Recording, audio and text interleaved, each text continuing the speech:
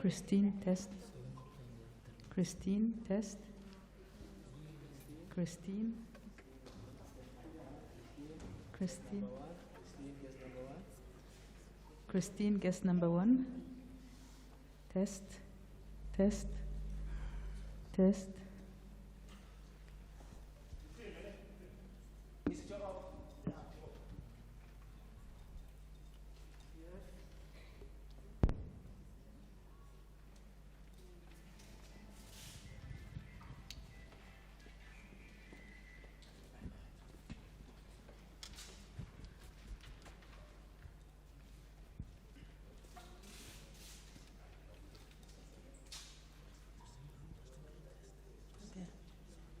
Siphokazi. Siphokazi. Siphokazi testing. Siphokazi testing. Siphokazi testing.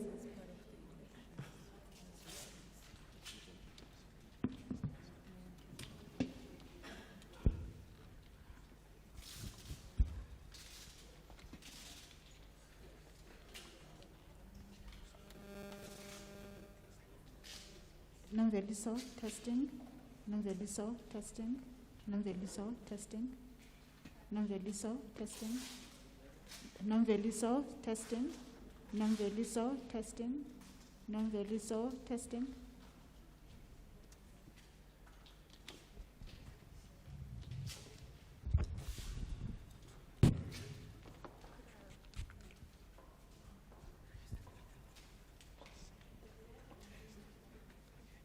Remy testing, Remy testing, Remy testing.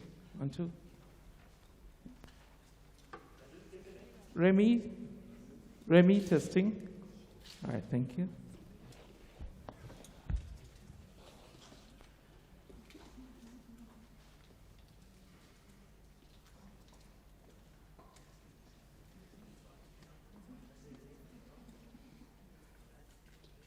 Patricia testing.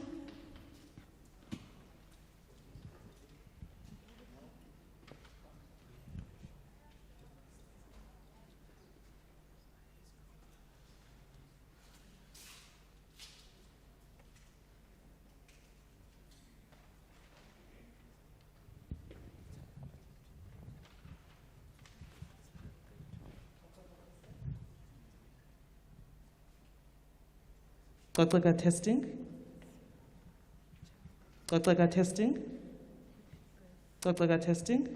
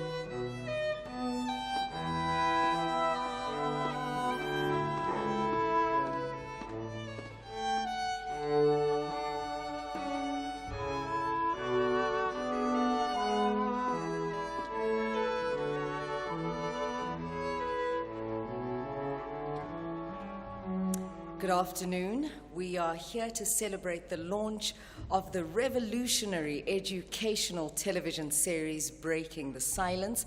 I welcome you all to this auspicious occasion, and especially our honored guests, Deputy Minister of Basic Education, Dr. Regina Mhaule, and SABC Board Chairperson, Dr. Bongumusa Makhathini. Let's pay tribute to them by putting our hands together.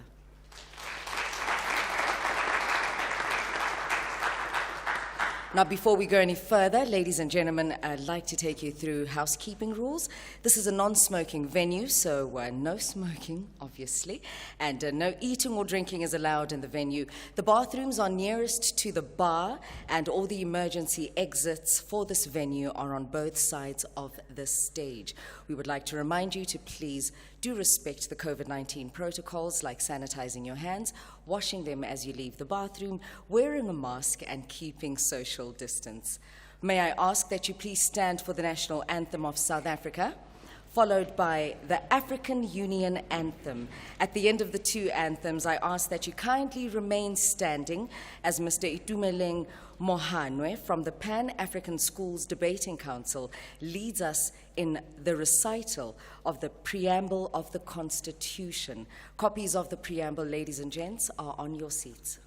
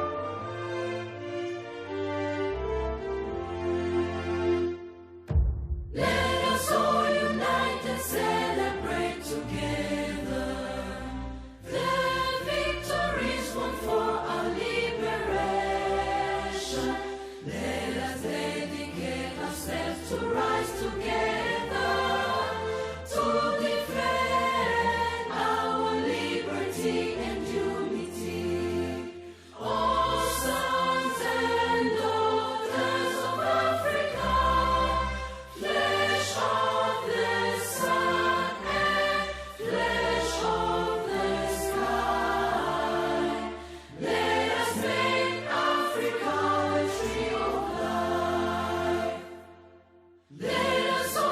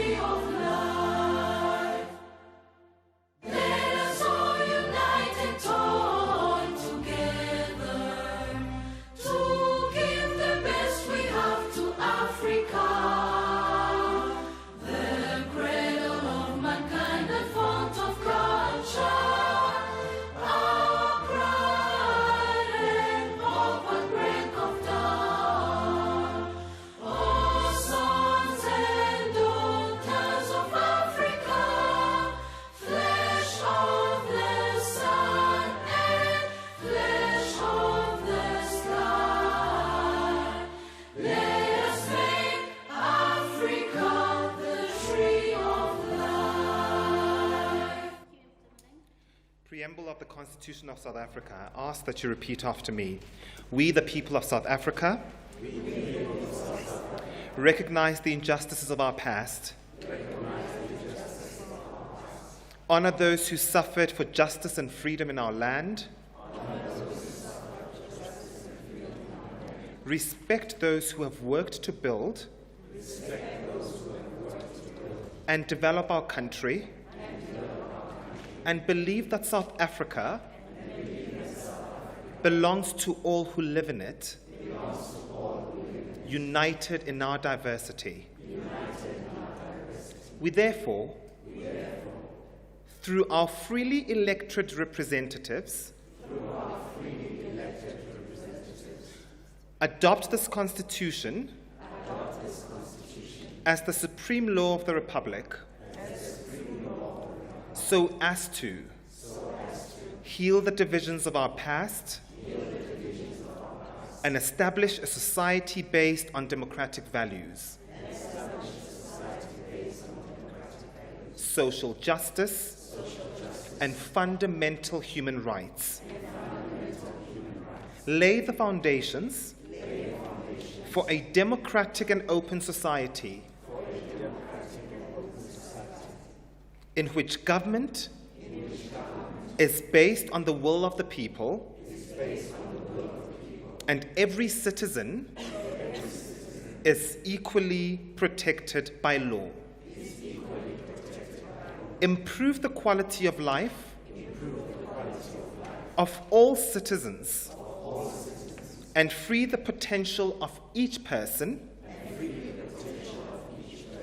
and build a united and democratic South Africa, able to take its rightful place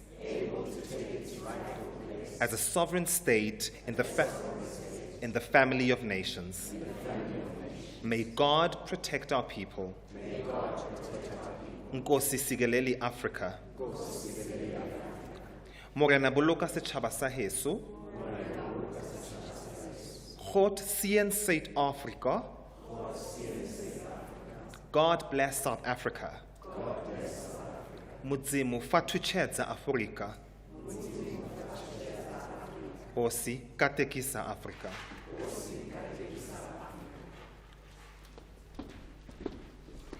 Thank you all very much. You may be seated, please. Two of the most beautiful anthems. They fill me up with pride, and I don't think I speak only for myself, but I think I speak for all of us in this auditorium. And so does the preamble to our unparalleled Constitution. A Constitution that aims to heal the divisions of the past and establish a society based on democratic values, social justice, and fundamental human rights.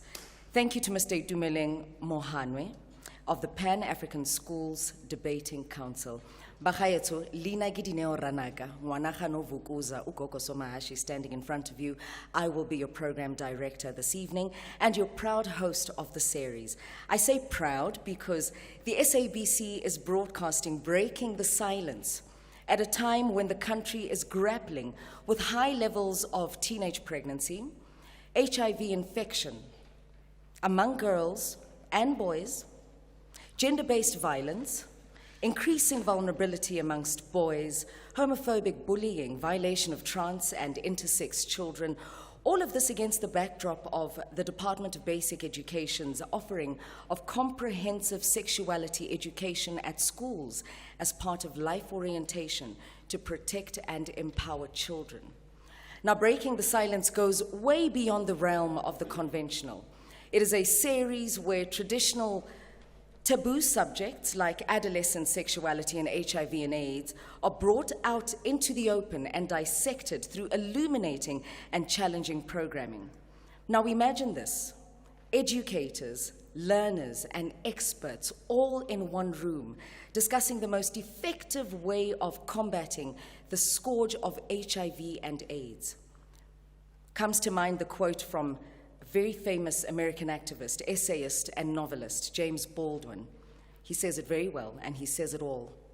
Not everything that is faced can be changed, but nothing can be changed until it is faced.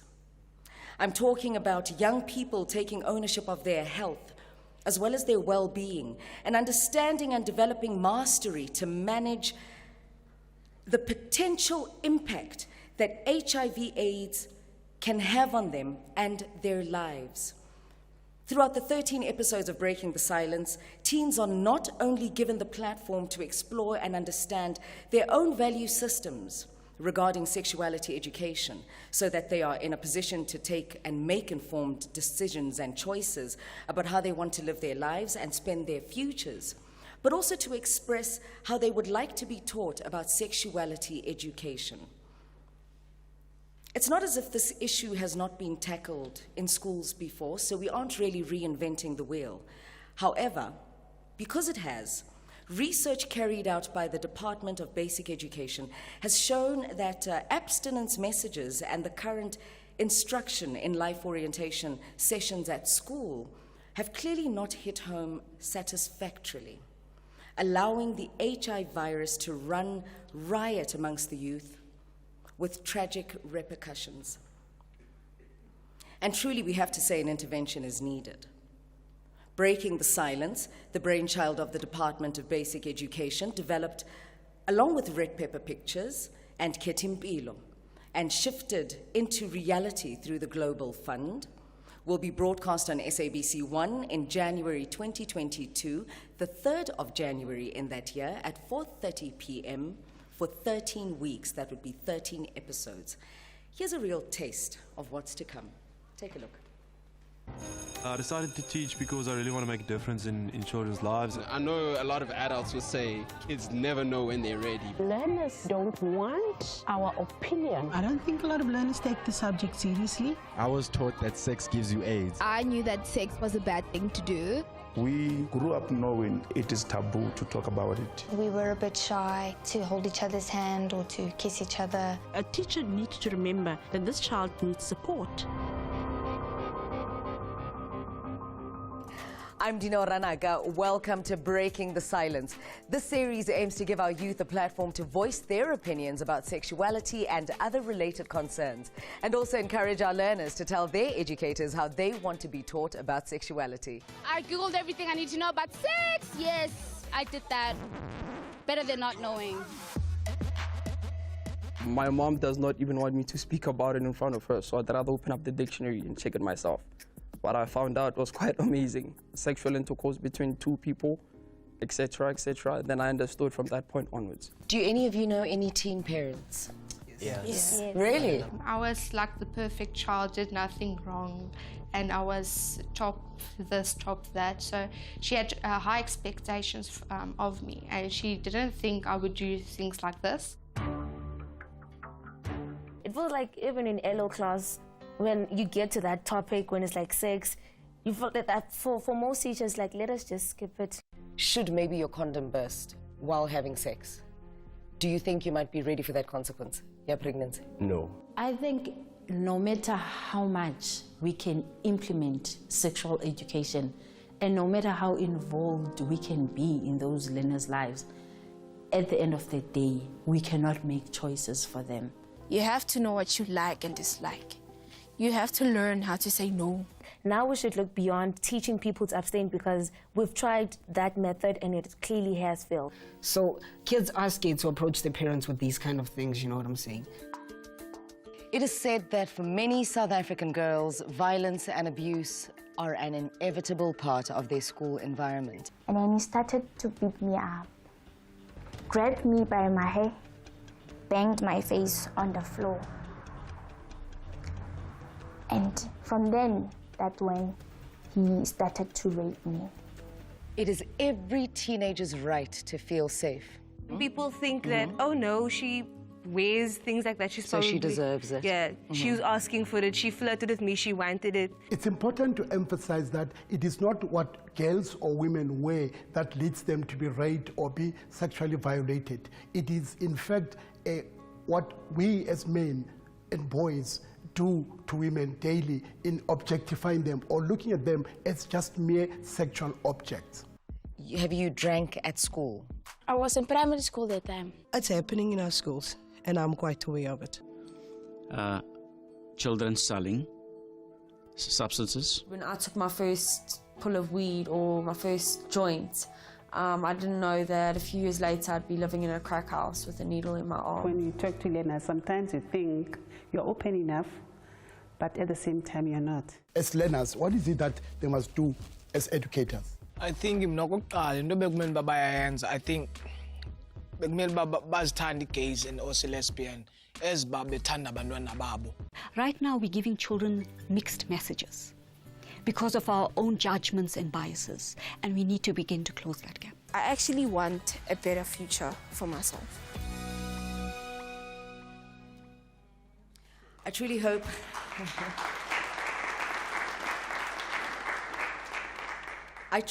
that the sensation-jerking snippet that you just saw enticed you, and we will be showing later on a full episode, which would be our 10th episode. This was shot 4 years ago, and to think that content that we shot 4 years ago is relevant even today. These issues keep growing, and we sit here as adults. Now imagine in a room full of teenagers what stories you might hear of the things that they've been through. In essence, Breaking the Silence, an HIV prevention and sexuality education television program, is what we call a docu-reality show where real people take the stage, as you've seen. I'd like to call upon stage now Elijah Mhlanga for our welcoming address. Thank you.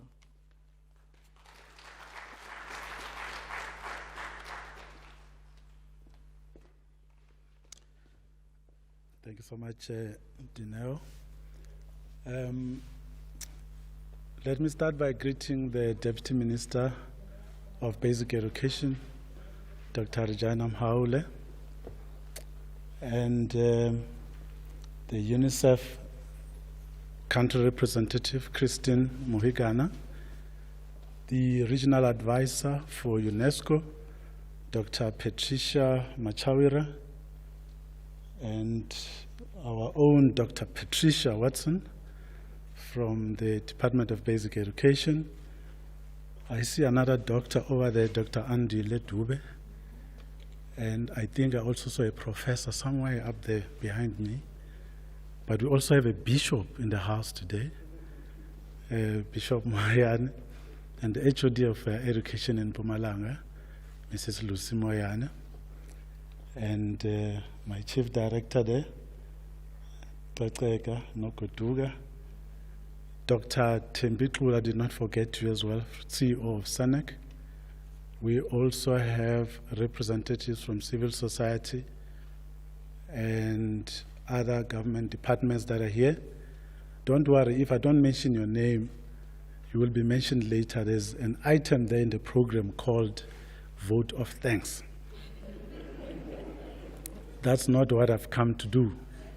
So assess me on the basis of my job, which is to conduct a few remarks, basically deliver a few remarks to welcome everyone. And I think I was asked, I forget Remy there. In fact, Remy, when we were in Turkey last year, February, DM, he was just Remy Shawa. And in the time that we've had COVID, he has become a doctor.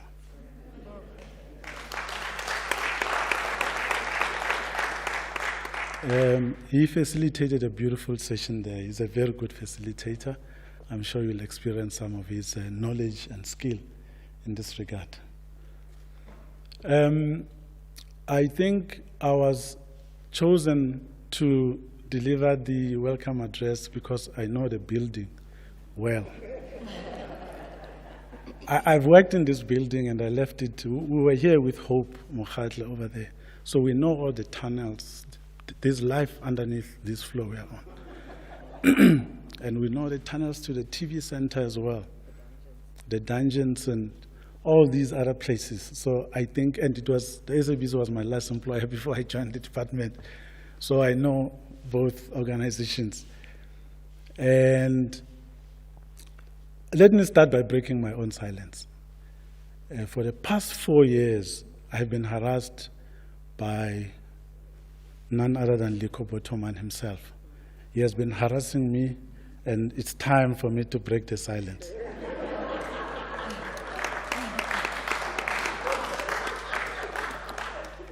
I think from today he will be able to sleep. He even left the department, by the way, for a year. And he came back to find that Breaking the Silence was still not on air. It was waiting for him to come back. And when he was given this responsibility, he was a branch coordinator in the department, responsible for a whole range of issues that the chief director, Mr. Ndlovu over there, and others who have left were responsible for. And when he came back, he was then made a director. So for this day to come today, he had to be promoted to be given the authority to run with this project for it to be a success. And I think there's a lesson there for managers. Ne? So if you give someone a responsibility, give them the authority to make it happen. That's it. I think that we all have heard what Dino just said now, that we shot this series 4 years ago, and the content remains relevant today. But the most important thing about it is that parents are going to be challenged quite a bit, because we got frustrated at some point when trying to communicate what comprehensive sexuality education is all about. We even had to go to take with Remy last year to just find out what are other countries doing and how are they communicating this thing. We found that the challenges are the same. The response of the parents is the same. It doesn't matter where you go. And we as communicators, and Hope will tell you this, even though Faith, that every time when we share in public the things that children are doing, parents don't believe it. They don't believe it. They say, no, you can't be talking to my child about this. I have the rights. I gave birth to this child. And yet, just a little bit that you had there gives you a sense of the things that children already know and the things that they don't know. And I think, for me, the most important thing, it exposes the gap that exists between children and their parents, the lack of communication. So we trust that with this particular project, it's 13 weeks, but a lot can be achieved in 13 weeks. And we believe we will be able to do that. We have been continually trying to find alternative ways of communicating the same messages. But this is one thing that we had not done. And today we are here to unveil Breaking the Silence, and we hope that it will communicate differently, it will reach parents, it will convey messages that we have not been able to convey.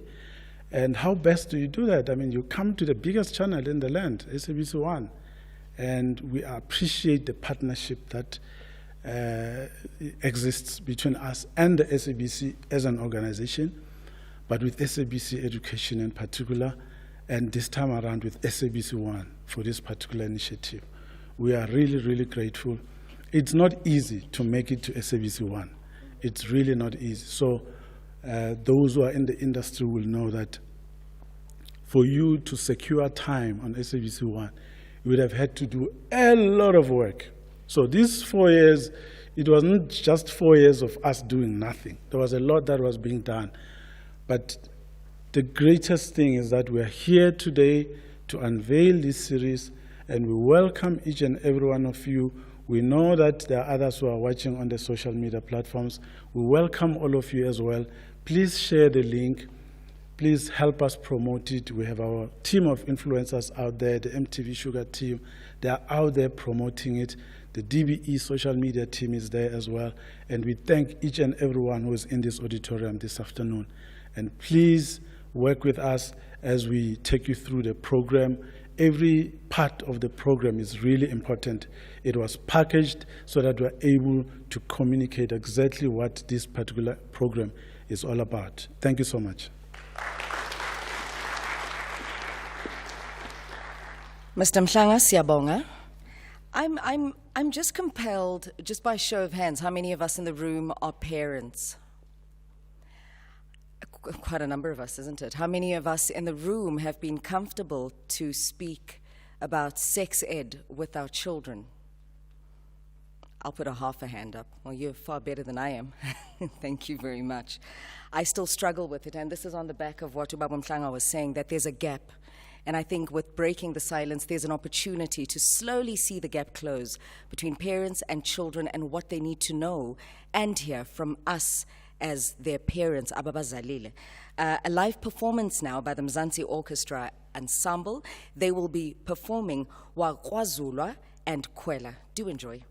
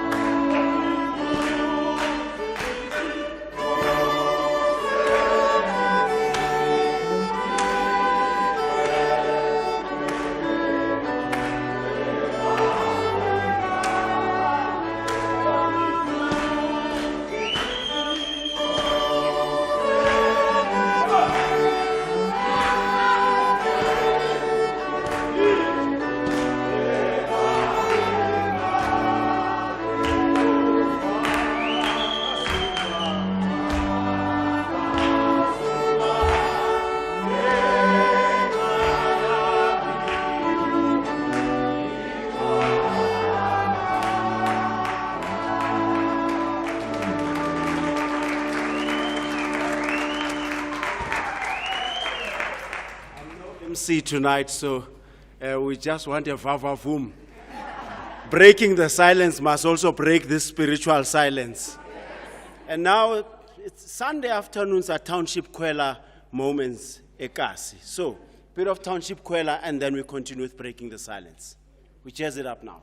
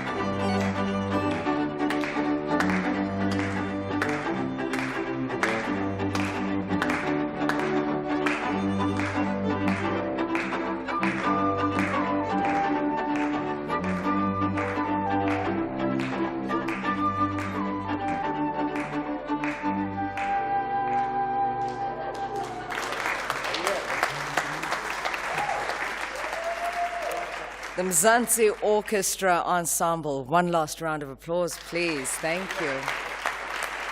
We thank you for the music. It's very therapeutic, particularly on a Sunday. Thank you so much. We appreciate it quite a lot.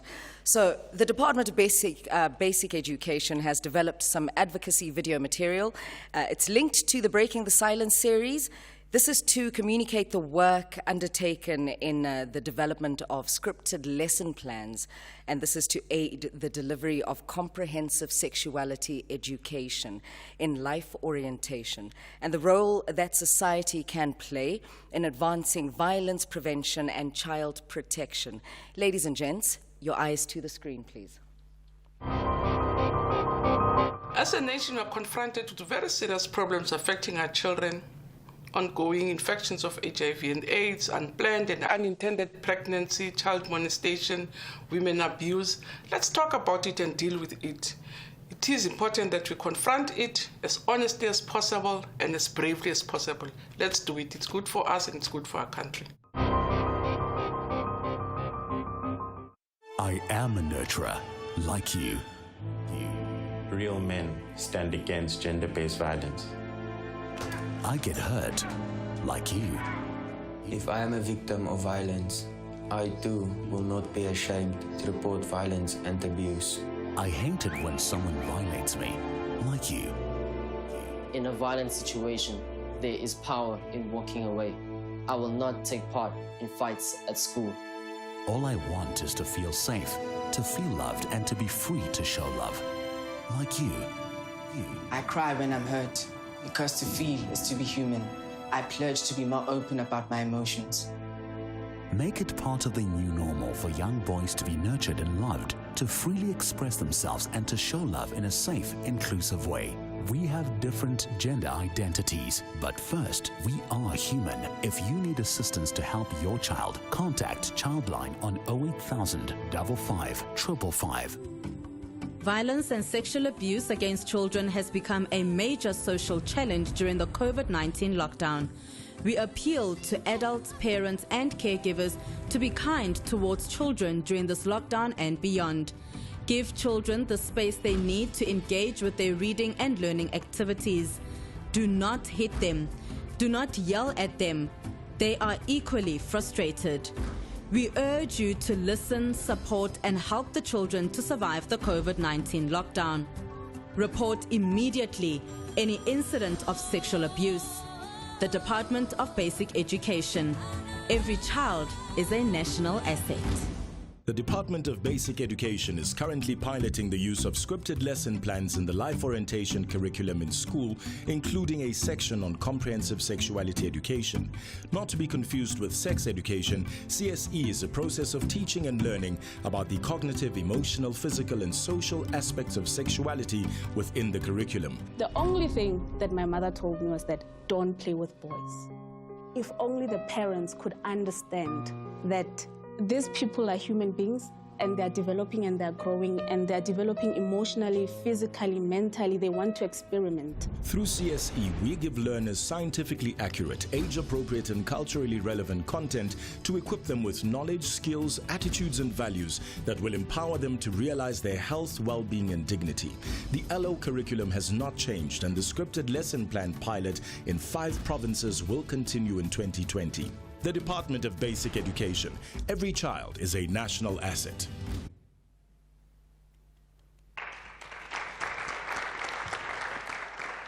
Ladies and gentlemen, now the moment we've all been waiting for. The show was shot 4 years ago. In 4 years, I have truly matured. I'm by far from where I used to be, and I've been fondly grown to be known as Osomotona on Metro FM. And I hope in my dress code today, and my pink hair, I stand for the youth, that they can still trust me with their stories as their older sister, and that I'm still on their level and I can still relate to their stories and their life experiences. Facebook, Twitter, Instagram, these are some of the platforms that hook young people.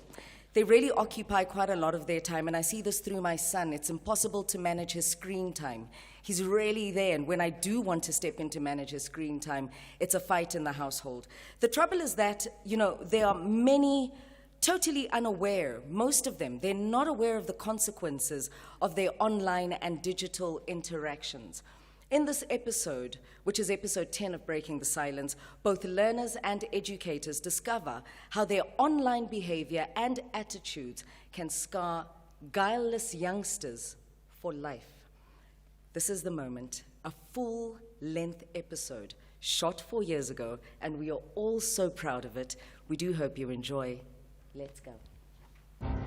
I decided to teach because I really want to make a difference in children's lives. I know a lot of adults will say kids never know when they're ready. Learners don't want our opinion. I don't think a lot of learners take the subject seriously. I was taught that sex gives you AIDS. I knew that sex was a bad thing to do. We grew up knowing it is taboo to talk about it. We were a bit shy to hold each other's hand or to kiss each other. A teacher needs to remember that this child needs support.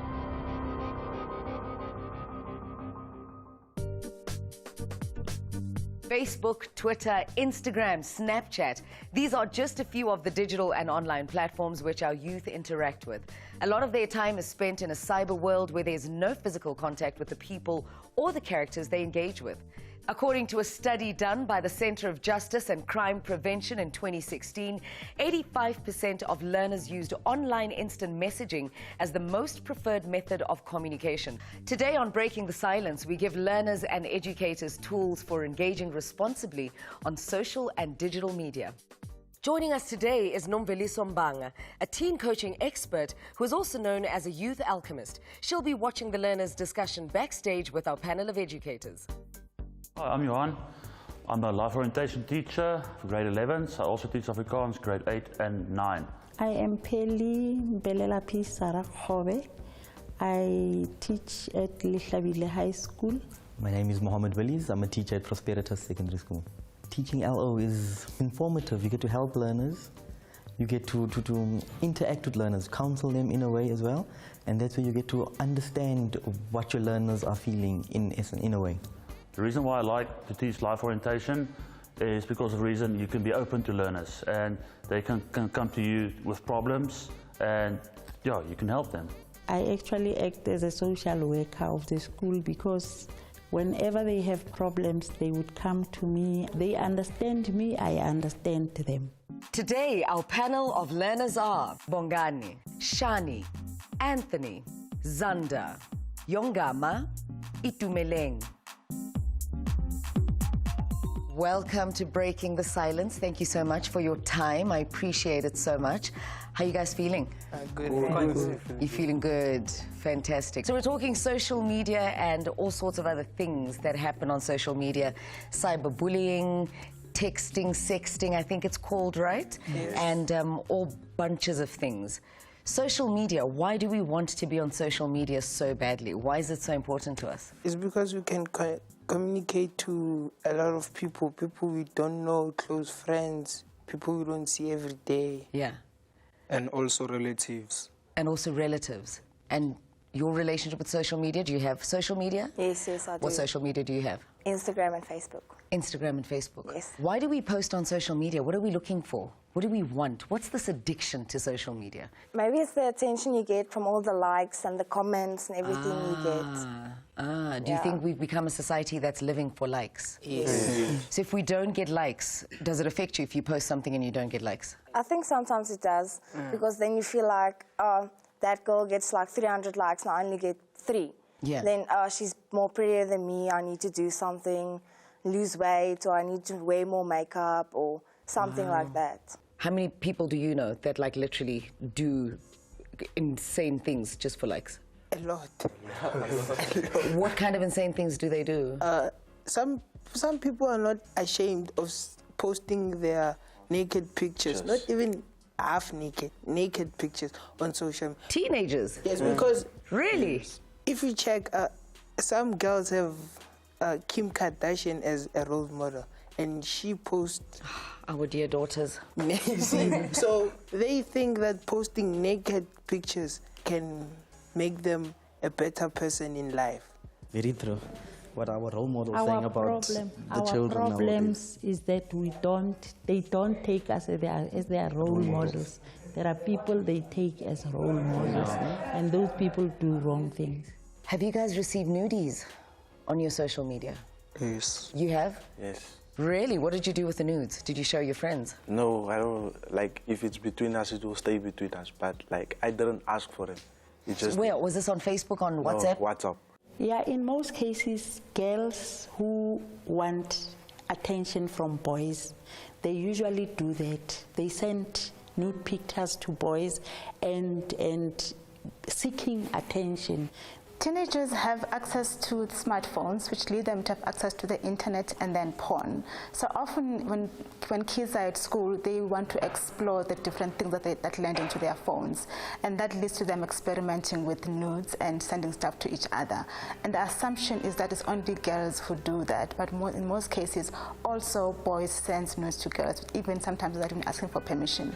The challenging part with teens is that they can send nudes to each other, which then leads to them bullying each other by leaking information to other people within the school. So the challenge is for teens to understand how to manage their digital space in a way that's going to protect themselves within the school environment. Then I deleted it because, like... And what if you forget to delete and your mom gets a hold of your phone and it's like full of nudes? What would your dad do? My dad will beat me. Really? Yeah. Doesn't play? Doesn't play. Your parents and your relationship with your phones. Do you have boundaries for your parents where your phones are concerned? Can your parents go through your phones? Do you allow them to? I don't. You don't? Why? My parents trust me, so they don't feel the need to go through my things. Itumeleng? Yes. Yes. Exactly what is in your phone that would drive your mom crazy? I have many girlfriends. Wow. Why do you have many girlfriends? Some are like my friends, you know. Yeah. And some are like my girlfriends. How many are like your girlfriends? Only 2 for now. Are you planning on having more? No, but they are becoming more. You're not supposed to be having many girlfriends.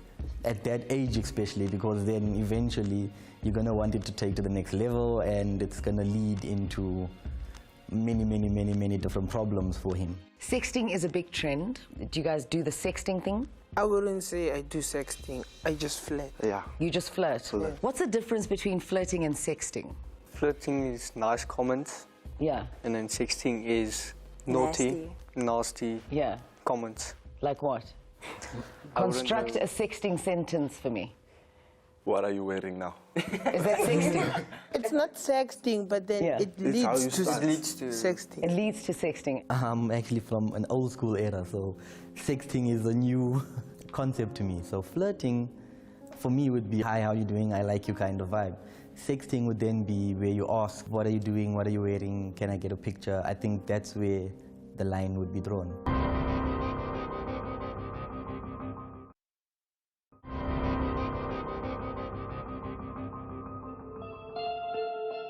I met Johnny. So happened that he also lived across the road from me. He was incredibly charming, older, witty. My daughter was 14 when he set out to get her to really like him. It created lots of conflict, and I began to really struggle with discipline. I discovered that he'd been in touch with her on Facebook, sending her inappropriate messages about sex and about them discussing sex with each other. Little did I know at the time that he had provided her with a cell phone which she hid. She was in touch with him all the time. She was still in a school uniform, searched her pockets, and we found a little cell phone, and on it contained messages telling her exactly what to tell the police. We handed the actual device, the cell phone, in for forensics.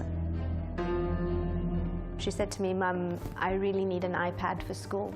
And she made me serious, big promises. I just want to get through school. I'm not going to do anything wrong. I'm going to stay away from him. And I had to get an iPad because schools implemented iPad learning. Very soon after that, I discovered messages between him being in touch with her.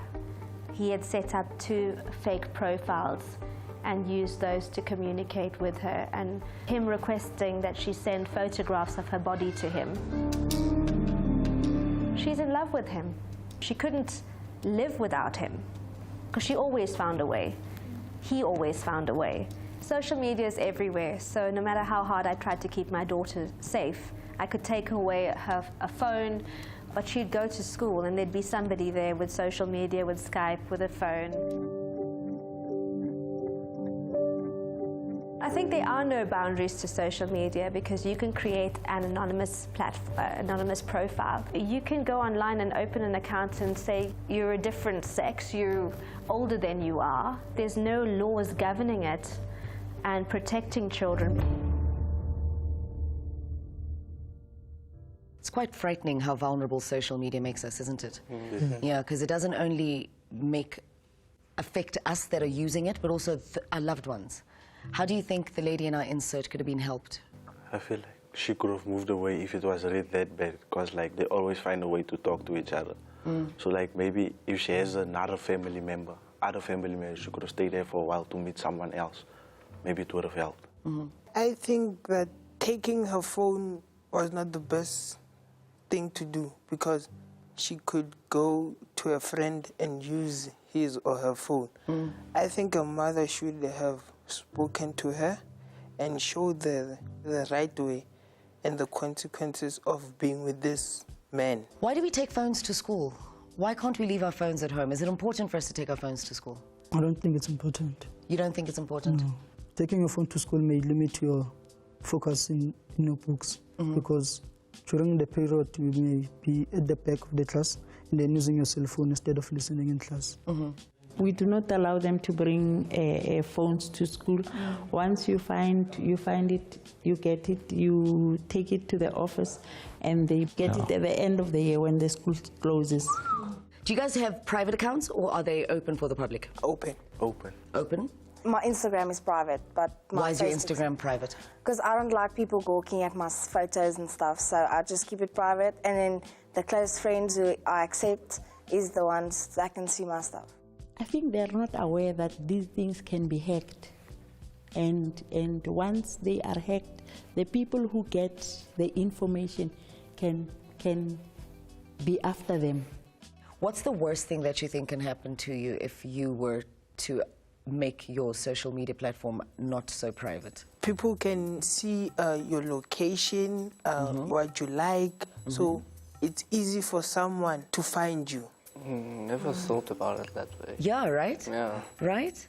Sexual predators are out there, pedophiles are out there, and the more you basically advertise yourself on media platforms and whatever, the more trouble you're going to get and how more people's going to target you. Would you agree that social media is faceless?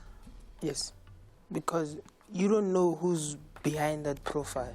Let's say I'm 64. I can say that I'm 17 years old. I steal pictures from other boys and post it in my wall. And then people think that I'm that person. I see a nice profile, I send a friend request, she accepts. We chat, ask to meet, and eventually find that I'm chatting to a guy. Have you, in all honesty, visited any pornography sites out of interest via your phone? Mine was an accident. Yeah. One was by accident? Yes. I like your honesty. And you? No. No? No. No? Nope. No? No. No? No. Please don't tell me you've never watched pornography in your whole life. You can go on the internet, a pop-up can come, and you can actually, when you try to close it, it goes to the full-blown website. So that's, I think they lied over there. If you go in Tubery, yeah, it kicks like Tubery out and goes on a porn site. And this is supposed to be like a user-friendly application. But now it's not anymore. So did you delete Tubery from your phone? Yes. See how easily accessible is pornography to a child. He types in a music website and then it kicks him off into a porn website. Yeah. It's on the World Wide Web. How do you police the World Wide Web? Have you guys had an incident at school where a sex tape went viral amongst your schoolmates? Yes. And what was, how did that turn out? It turned out really bad because teachers got involved and those learners were called for a disciplinary hearing and parents were also involved. What role do our parents play in our social media behavior? Our parents are not they don't have social media. So when we are older, we can get involved in our children's social media because we know how it works. Do we put boundaries when we use social media? Because I know with my social media, I'm like, hey, whatever, let's all go, let's rock and roll. But sometimes people have really mean things to say. I know I've been called, I don't know how ugly, I've been called ugly 1,001 times on social media. Does that count as cyberbullying? Yes. Is there a way we can stop cyberbullying? I don't think there's a way you can stop it. You can just ignore it because, like, everybody's going to have their opinion about you, so there's nothing you can do about it. Do you guys know anyone who's been cyberbullied and that's had a bad impact on their lives? I think my nephew. Hy kon nie graad 12 klaarmaak nie. Sy matriek jaar. En ek dink van daar af sy vriende hom baie geboelie oor foon en omdat hy leptiese aanval het, kon hy nie matriek klaarmaak nie. So he couldn't finish his matric? Yes. Because of the cyberbullying? Yes. And he tried to suicide. He tried to commit suicide? Yes. Say it in Afrikaans. Selfmoord pleeg. Yeah. By drinking all his pills and all that. Really? That just breaks my heart, man. That just really breaks my heart. He was teased over something he can't change about himself. An illness that he didn't choose for himself. Yeah. Cyberbullies or any kind of bullies will target you because you're different. Ek's Ander Gringling. Ek's 18 jaar oud, verjaar op 4 September. Ek gaan skool by Hoërskool Roerpoort. Die gebied waar ons in bly is baie lekker. I use Facebook and WhatsApp when I have data. Every morning I check when Shani is messaging me or when friends have gone somewhere and want to go somewhere, then I check where we can go or something like that. Die dislikes wat ek like van social media is, mense kan baie vinnig in jou Facebook inhack of jou WhatsApp of in jou phone even. In 'n geval het met my gebeur, ek het al bietjie meer as 4 Facebook accounts en het dan al 4 van my Facebook accounts gehack. Ek dink dit is makliker om vir iemand op Facebook iets te post en om te tag. Jy gaan nie sy reaksie sien, jy gaan nie offended voel nie. Ek dink is maar net die reaksie wat 'n mens gaan kry. How do we speak about such things at school to educate other people that you actually do have the power to make or break someone? It's okay if you don't have an answer. We've got our educators watching in the next room, and when we come back, we're going to call our educators in and we're going to expand the conversation with them. You good with that? Yes. Fantastic. We'll be right back.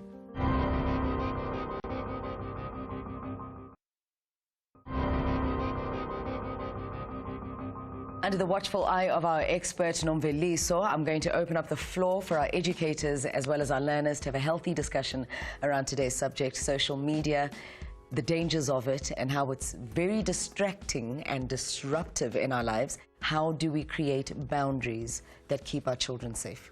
The boundaries that we need to create are as parents and teachers playing a role together. We need to monitor our kids' interaction into social media. How do we monitor that and create that as a boundary without infringing on their boundaries of privacy? Because, I mean, they're young adults, you know, I mean, they've got rights as well to privacy. Monitor while educating, not sit there now with their phone every time, let me see what you're chatting, let me see what you're typing. No. In an educational manner, where you still be educating them about how should they conduct themselves on social media. Are you guys still okay on the internet? You're not posting revealing stuff about yourself, and you're not putting too much of yourself out there. You almost need to know how to build your own boundaries as a teenager, as in know when you're angry, how you react to things. What I find with teens is that because they're still growing emotionally, often you don't know how to build, how to check first if this is going to be appropriate for me to post or not. And that's how mostly teens get into trouble. Same way when you know that at home there are problems or challenges at home, you're feeling lonely, you're feeling sad. It's easy for you to be lured into pedophiles because you have this emotional gap that you're going through. And the safest way is to then have someone around you that you trust, that you can talk to. So what support structures do we have at our schools, ma'am, that when a child has been cyberbullied, because we're not just focusing on graphic images being posted or sexting between boyfriend and girlfriend, but now what about those that get cyberbullied? I think our problem is that we don't have structures in place. We rush to finish the syllabus and forget that we've got learners who need to be coached. I think for me what's interesting is that even besides being cyberbullied, I know one of my teens once, he had a smartphone and he was on Facebook. He never actually logged out from his phone. So one of his friends took the phone and was sending people rude stuff. And sometimes we forget that sometimes when you boys play, you play rough. And so you take those games and you make them rough. So he almost had to find a way to change his password again, log out from the phone, and then, you know, apologize to everyone. And it was difficult for people to even believe him because he had sent so many messages. So I think it also goes with knowing how to use your smartphones properly and know how to manage the security checks in them. Do they understand, and do you talk to them about the sharing of personal information on setting up an account on social media? Because sometimes you're asked very personal questions for security reasons, so they say, but is it really secure? My personal opinion, nothing is secure on the internet. Yeah. Anybody can get access to your accounts. We get hackers. Even if, for instance, if you have an iPhone, everything they say on the cloud. And you get people that can hack into the cloud and they can spread every little thing that's on your phone to the World Wide Web. So my personal opinion, nothing is safe. Nothing safe on the internet, right? So my dear learners, there are so many dangers on social media, and you go to school every day, you interact with your LO teachers all the time. How would you like them to teach you about these dangers on social media? I think, like, if they made an example in class, like if they made an example account in class to show you which information they ask you to put there, I think it would help as well. Some of the learners think it's a joke. They laugh about it because it's not something the teacher is supposed to talk about the learners. And while I was going through the lesson, I actually asked a few learners, whose phone can I take now and go through your gallery? And nobody raised their hands. Is that a sign of that there's something going on? Where there's smoke, there's fire, there's something going on. Yeah, see, that behavior frightens me. I don't want to lie. Like, if you are so apprehensive at a young age to hand over your phone, to say, yeah, but you can go through my phone, it's okay. But the moment you go, no, and you're like under the age of 18, what are you hiding on your phone? Exactly. This is where self-control comes in. As a teenager, you have to know that some things you don't do, some things you can do, some things you use them to do this, and some things you use them to do that. So you have to set boundaries for yourself. Know what's right and what's wrong. I was very happy when one of the other learners was saying they have to be responsible. Texting is there, cyberbullying is there, whatever is there, but they themselves have to be responsible for their own actions. And that's very mature and very responsible for you to respond in this manner. Would you agree? I agree. It also means that the teenagers themselves must understand their value while they are at school. And I know it sounds cliche because you're there to be educated, but the truth is that when you're at school, your academics is your responsibility in terms of how you perform in your academics, what you achieve when you leave high school, and how you take yourself to university or tertiary or any kind of tertiary institution. So if you're going to spend most of your time wasting your hours at school, you are the only one who's responsible for that outcome and nobody else.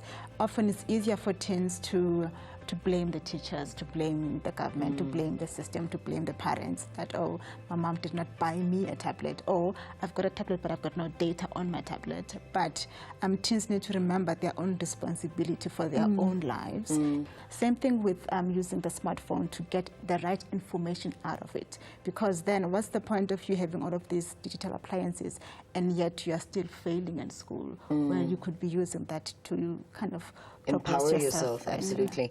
Well, there we go. I think we're leaving with the sense of acknowledging that it is your responsibility as a person, be you educator or learner, to conduct yourself in a principled way when engaging with other people on social media.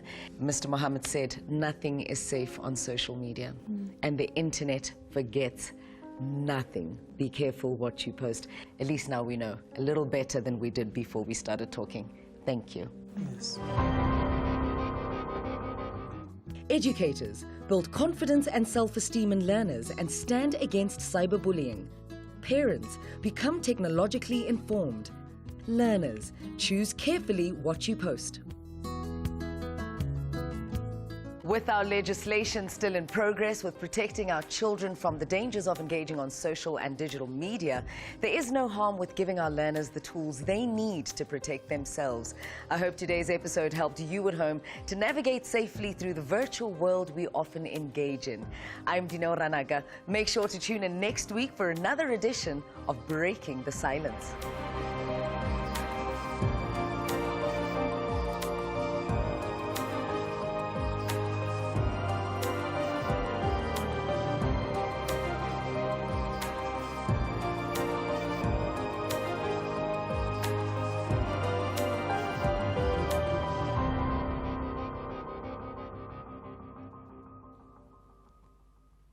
I have never been more proud, in all honesty.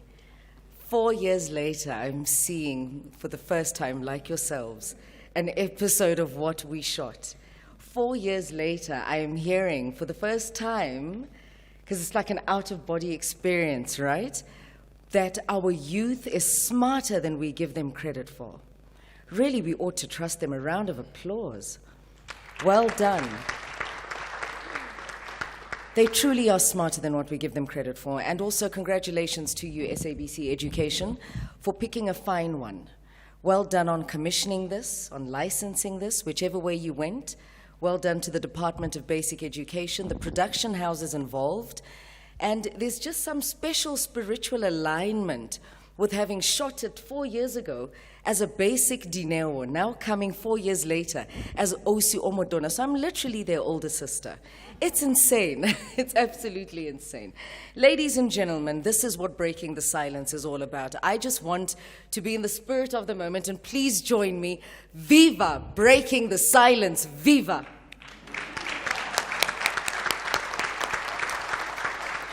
So child protection is not a one-dimensional responsibility of the DBE.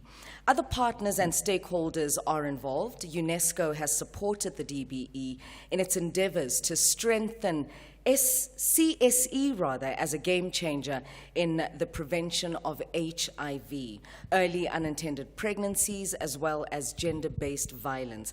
I now hand over to Dr. Remy Shawa, Program Officer for East and Southern Africa Region and Deputy Country Focal Point for South Africa at UNESCO.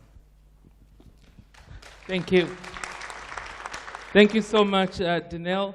Honorable Deputy Minister, let me just write on the protocol that Elijah gave earlier and say all protocol observed. My name is Remy Shaw, I'm from UNESCO, and it's a pleasure to be here. Elijah, when we last met, one thing that you probably didn't know now is that we were blessed with a third child during the lockdown. So thank you. And I'm carefully saying, you know, we're blessed with a third child during, the child was not conceived during lockdown, so let us, we were not that busy. So I have here, you know, some colleagues that we work with on a daily basis to really help reflect on what we've just watched earlier. I'll start with my immediate left. Here is Ms. Nomvaliso Mbanga, who's the teen coach. Let us give her a round of applause. We have Ms. Sipokazi Novukuza, who is from the Digital Technologies Department. Let us give her a round of applause. And then my far left, we have Christine Mahigana, who is the UNICEF resident representative. Let us give her a round of applause as well. And to my right, we have the two chief directors at the Department of Basic Education, Dr. Patricia Watson here on my immediate right. Let us give her a round of applause, please.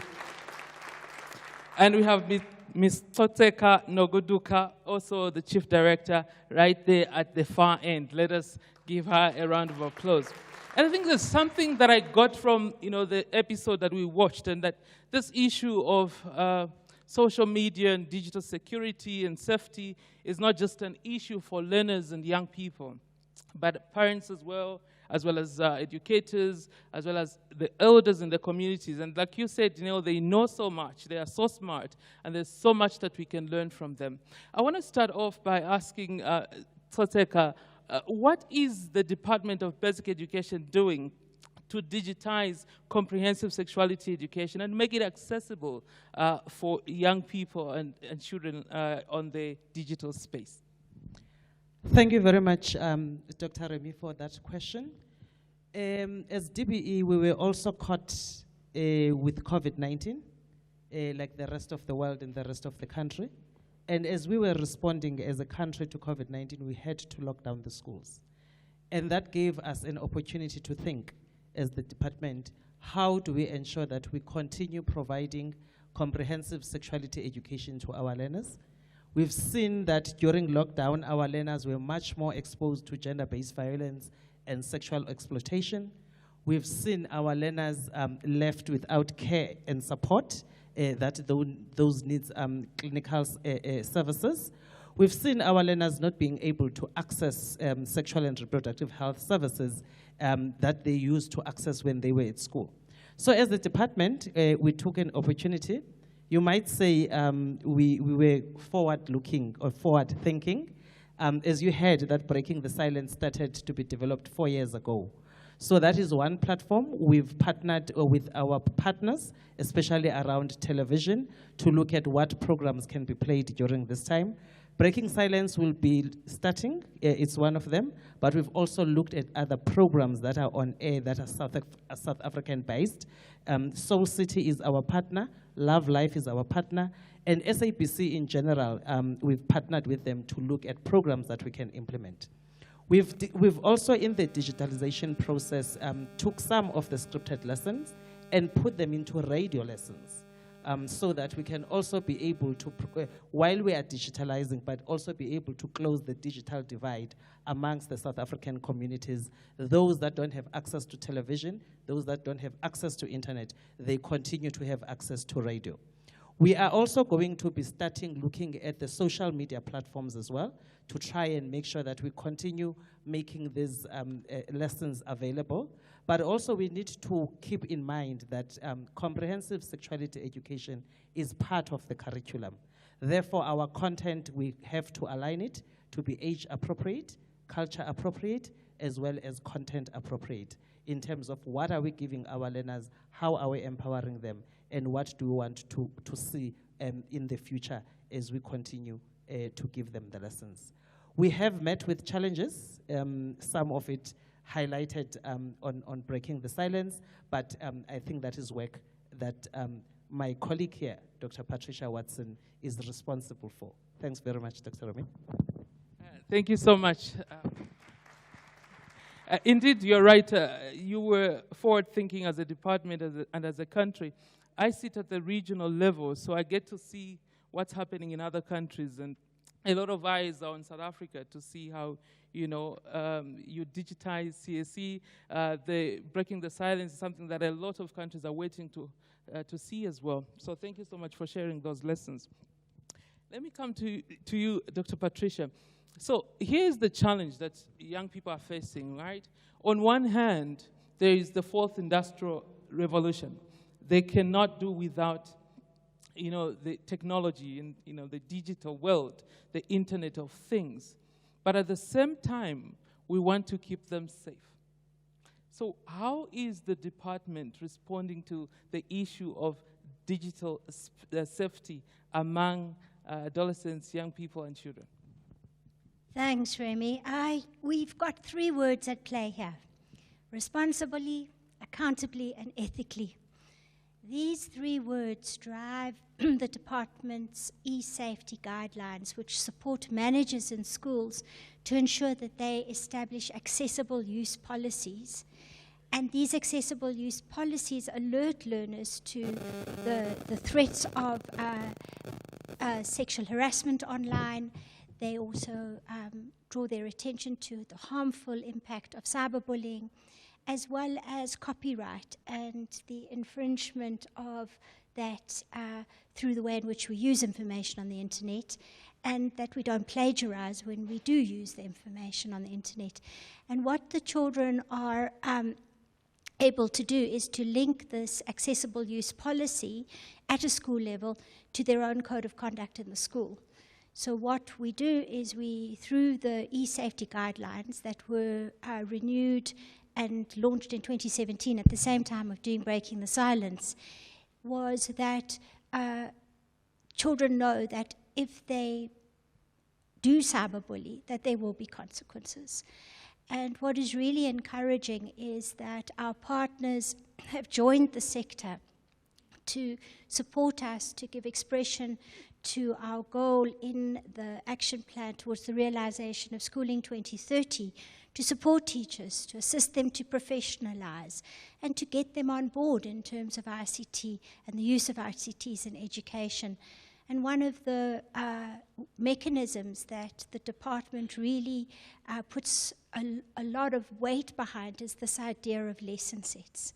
So we've got comprehensive sexuality lesson sets, and in the cyber safety space, we've also got a collection of lesson sets that we've developed in partnership with Google. They joined the sector to understand what does it mean to support lessons for learners from grade 8 to grade 12. And we cover topics like keeping yourself safe online, keeping your account safe, as well as being a respectable digital citizen, and also being future ready. So you started this by asking me what are the 3 words. The 3 words are they must be responsible citizens, accountable citizens, and ethical citizens if they're going to take their place in a world that requires them to be collaborative, to communicate well, and to be creative, because AI is going to take the automated jobs, and the future for children when they grow up is going to be in how they can communicate well and create new ways of seeing the world. And they will take their parents with them. Thank you. Thank you so much, Dr. Patricia. I think, yes, we cannot deny the fact that the future, young people today need to be prepared for the future, and that, you know, even the future of work will significantly change. Can I come to you, Christine? I know that one of the key mandates of UNICEF is child protection. What is UNICEF doing to support the Department of Basic Education in providing comprehensive sexuality education as well as child protection?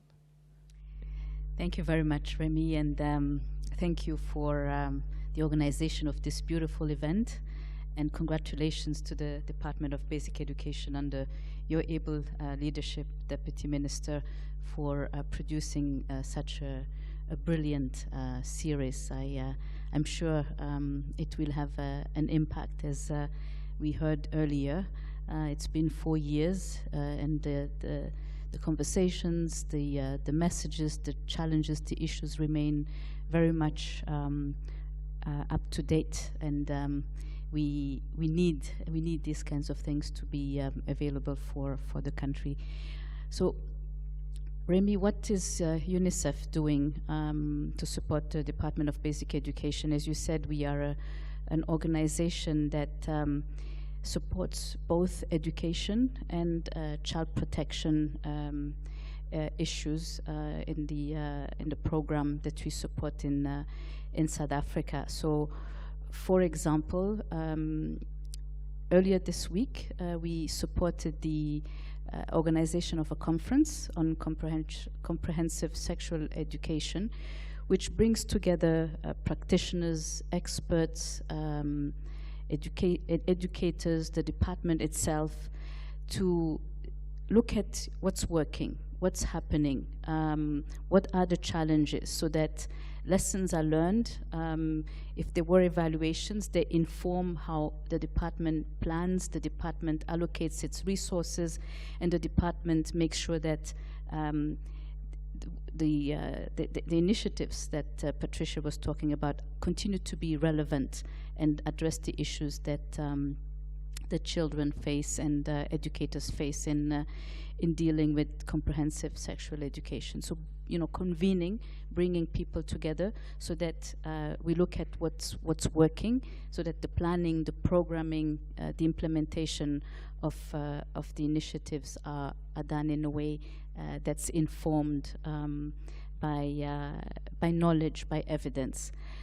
Another thing that we do, Remy, is develop toolkits, training material for professionals in the social service space, for educators. We just did that in Eastern Cape, where 200 educators, 300 social work professionals were trained in online platforms, because as we saw, it takes for educators, social workers to actually be themselves literate about the internet, the social media, so that they can, in turn, protect children that they interact with, in terms of how they deal with the with online platforms. So they need to be educated about them,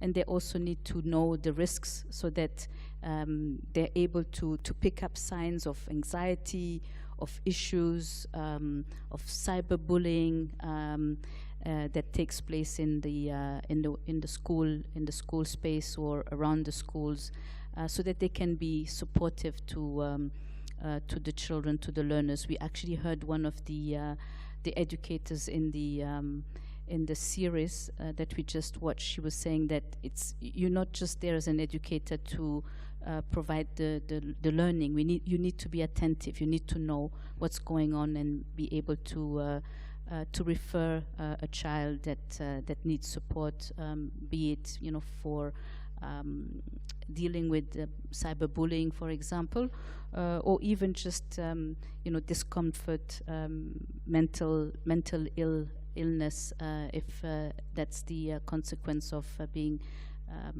exposed to harmful or negative online interaction. A round of applause, thank you. Thank you so much, Christine. I always tell folks that as parents, we need to be attentive as well to what children say, the questions they ask.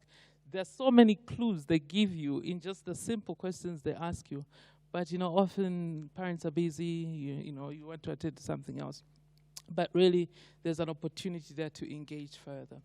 Can I come to you, Nomvaliso, and just hear your views? And Danelle kind of asked that question in the video.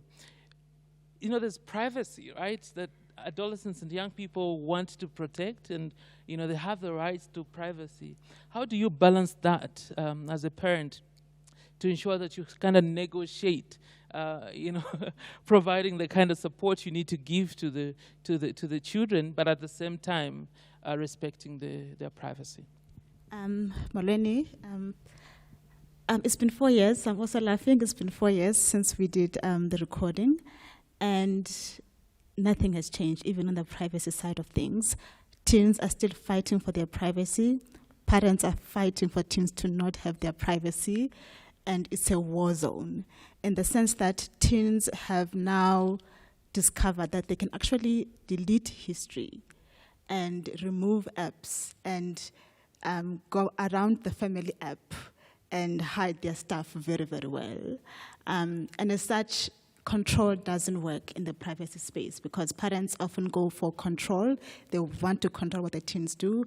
They want to control the cell phones. They want to control how they spend their time, and it doesn't work. What works best is negotiating with your child. Negotiate, show them how the things work. Choose which app they must be part of. Don't say, I do not want you there, because they will create false accounts. They do. 90% of teens that are on social media, be it you like it or not, they're there. Negotiate, be open, talk about your own issues about social media, and negotiate with them. Wow, thank you. That's really insightful. And the fact that there was one learner that said most parents are not on social media, and that when they become parents themselves, they'll be on social media. It tells you something as well, that you can't just say no to this, because they already know a lot of things and they're in these spaces and need to negotiate. Let me jump to you, Sipokazi, and just ask the question around the considerations for impacting on children in the cybersecurity and operations of the Department of Communications and Digital Technologies. What are you prioritizing and how are you navigating that space? It's tough. Good afternoon, ladies and gentlemen. While Remy was making babies, I was joining the department. I joined the department in April, level 5 lockdown, and it was hectic. So one of the responsibilities that I have, I am the Director of Cybersecurity Operations, responsible for the Cybersecurity Hub, which I know 10 or 20% of South Africans know about, which is one of the things we are still trying to deal with so that people are aware of what we do there. But one of the projects that I found that I needed to take over was the Cybersecurity Awareness School Toolkit, which was developed in partnership with the UK High Commission, with the UNISA School of Computing, and the Cybersecurity Hub, and also Department of Basic Education, which joined us towards the end of the project. So the toolkit is for parents, it's for caregivers, it's for teachers, and it's for students. So one of the things that we deal with at the Hub is receive the cybersecurity incidents that are happening in South Africa on a daily basis. So one of the reasons that the kit was developed was to deal with the issue of the kids who are actually using 90% of the cyberspace. Parents are hardly there, as you've just said. We've heard on the clip here, they know how to be on social media, but there's no one who is telling them, and there's no education on how to behave on the social media. So I call this, sorry, my alarm, ladies and gentlemen, sorry. I call this toolkit a driver's license to cyberspace. You don't give your child a car without taking them to a driving school. So when you give them the smartphone, what education are you giving them? So we have lots of artifacts on the toolkit, your videos, your cartoons, your word searches, games that are actually teaching them knowledge on the cybersecurity space. And the second one, we have cybersecurity awareness programs that we are doing in partnership with Department of Basic Education. So what we do is we focus on cyberbullying because that is what is happening in schools. One of the things I always tell the kids is think, take the word think, before you post anything on social media. Is it true? Is it honest? Is it inspiring? Is it kind? Is it even necessary for you to post that? Then once you have that in mind, you will know if you still go on or not. And you don't owe anyone honesty on social media, so you can just lie. So we do have initiatives that we are doing, and we hope to do more. Thank you. Thank you so much, Sipokazi. Like they say, all good things must come to an end. So we don't have much time, but really appreciating your thoughts after watching that episode, and really excited that these engagements should continue even after other episodes are aired, especially looking at how do we work together as parents, as educators, and as young people to make the digital space very safe and secure, and to provide the right information that can enable young people to make informed and healthy decisions and choices. Thank you. Over to you, Danelle. Thank you very much, Dr. Remy. I think that discussion also has just reminded me, and I'm sure many of us in the room quietly at the back of our minds, we still have a long way to go to be great parents where the social media is concerned. Actually, coming to think of it, I think of my own post, and I think, how many times have I been a little bit of a Kim Kardashian on Instagram? I hang my head in shame. Thank you so much for that amazing conversation. I'd like to call up a very phenomenal youngster on stage right now. This person that is going to join us next really does not need an introduction, but I'll go ahead. He doesn't need an introduction in the high school space. He's by far the most unpopular, popular high school speaker who speaks on highly controversial issues, having won his first gold at Eisteddfod at the age of 9. Right? That's how I felt when I read up on him. His love for public speaking has grown, making him better and better at the sport. He's known for his quiet glares when analyzing a space and reading a room as well. He's an inspirational, motivational, topical, and extemporaneous speaker, having placed at gold and platinum levels in all those categories. His keynotes include thinking and living like a tree. The wisdom is deep, profound. We should all think, and I quote him, we should all think like Mandela. And, I quote him again, lessons my mother continues to teach me. Ladies and gentlemen, please put your hands together and help me welcome Arabile Muphiri.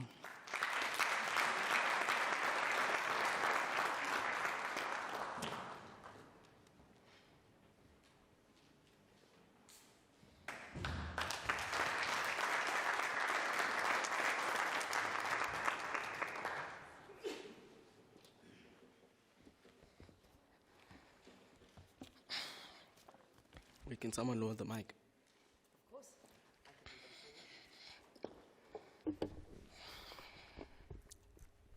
Is that okay? Yeah, sharp. So bossy, I love it. Program Director, what a time to be alive. What a time to witness the social drivers, curriculum leaders, and presidents of our country tackling the one issue that is common to all learners, from Cape to Musina. Never did I think I'd witness the various stakeholders discussing the necessity of a comprehensive curriculum that touches each of us in one way or another. What a day to witness the first step of what is to become honest conversations. Minister of Basic Education, Mrs. Angie Motshekga, I greet you virtually. Deputy Minister of Basic Education, Dr. Regina Mhaule. Ministers and Deputy Ministers present, MECs, Directors General and their deputies present today, CEO of the South African Broadcasting Corporation, HODs, partners, stakeholders, panelists, and my fellow learners. All protocol observed. In September of this year, the Speaker of the City of Johannesburg invited me to keynote at an event of hers, the Young Men's Conference. At this conference, I urged government to have shows that tackle uncomfortable issues surrounding comprehensive sexuality education. Dr. Deputy Minister, what impresses me is not so much the fact that the program is taking off, but it's more on the urgent turnaround time that this plea received. We are a nation in need of this, more so in this time than any other. Minister Motshekga, your department continues to make strides, ma'am, and maybe sometimes unpopular. But if there's one thing that our overall integrated curriculum needs, it is an abrupt, comprehensive sexuality education.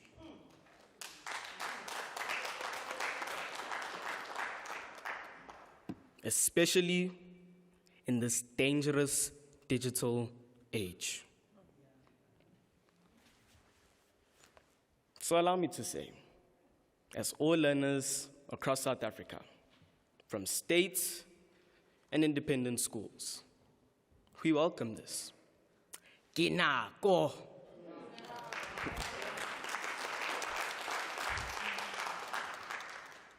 Ladies and gentlemen, allow me to state that this silence we talk of today was broken a long time ago. It was. But you see, the problem is that the cries have often fallen on deaf ears. But the time is never late. After all, a stitch in time saves 9. So there's still time. And there's still hope. Not all is lost. For too long have my age mates been crying for a non-filter comprehensive sexuality education. For too long have my age mates been yearning for a relative life orientation curriculum on understanding our bodies and our coming of age. For too long have my age mates been begging for equality and transformation. The intersectionalities in this topic, Dr. Mhaule, far outreach even the most complicated spiderweb to exist. It is important that we discuss this, among many others, during the 16 days of activism against gender-based violence, as this is also a component of comprehensive sexuality education. Let us also remember that cybersharing can be very dangerous and may lead to bullying, inadvertent or otherwise.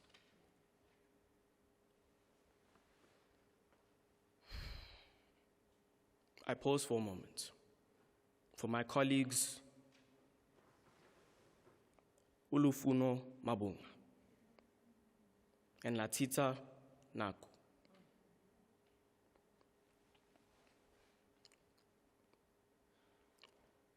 Bullying itself is intertwined. Sometimes it's through hard remarks that boys say to girls about their bodies.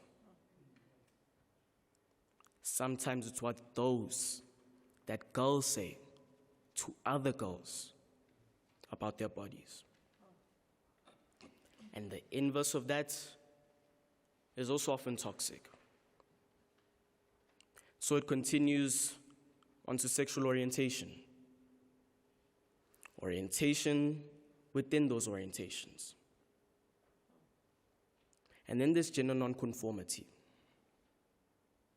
and gender non-binaries. And.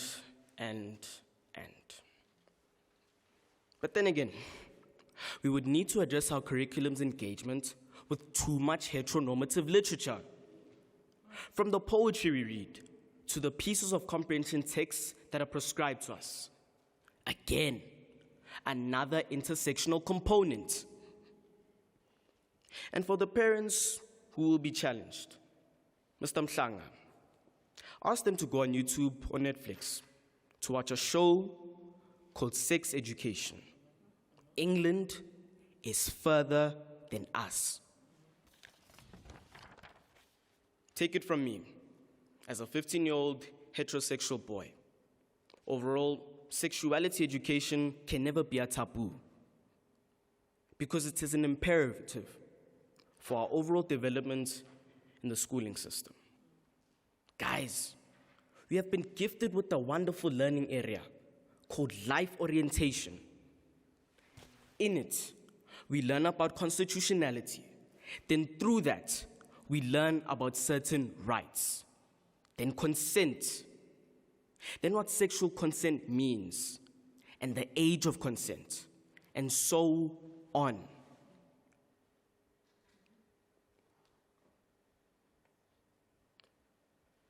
But then,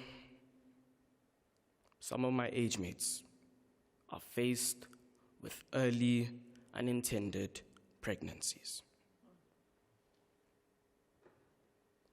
And it's the girls that are blamed for it, shamed for it, simply because boys cannot show signs of impregnation.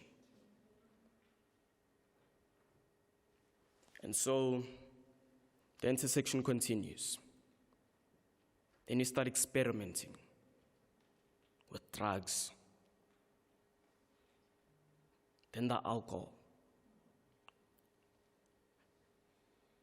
and then some of our learners drop out in great numbers. Some become frustrated and depressed, and that spills over to mental health overload. I can go on forever. The reason it is comprehensive is that it is never ending. And you can never definitely pin it down.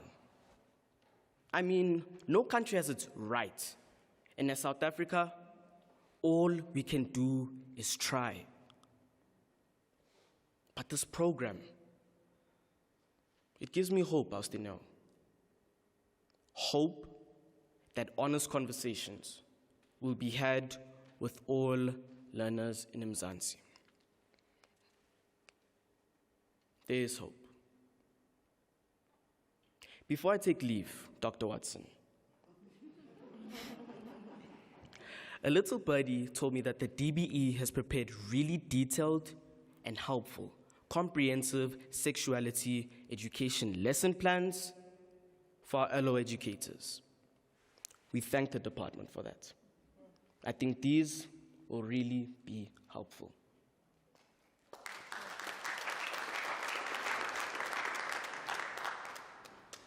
But I'm also very honored to have been invited yesterday to the SOGIESC sensitization workshop held in Kliptown and was hosted by Mr. Liko Bottoman.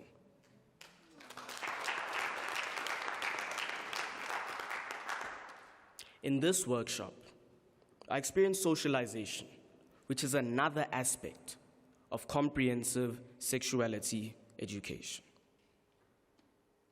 I am hopeful of the generation that you are trying to shape out of us. We will be that generation that will see the end of gender-based violence. We will be that generation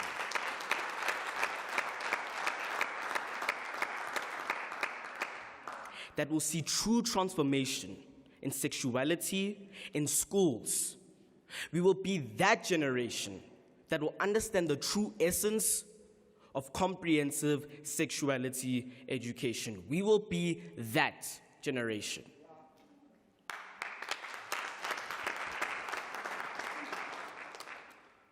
Deputy Minister Mhaule, accept my humble gratitude. On behalf of all South African learners, as I say, well done to you.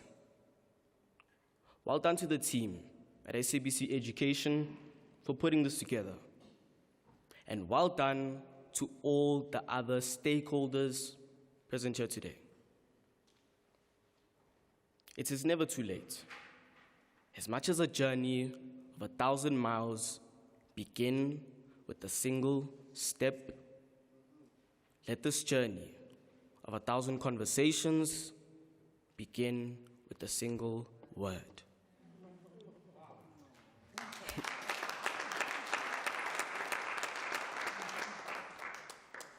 The time is now.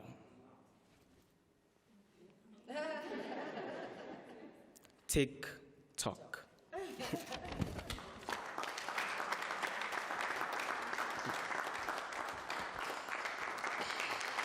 He's incredible. Oh my gosh, you're so incredible. Thanks. Yes, well done. Well done. And you're 15? Yeah, 15. Insane.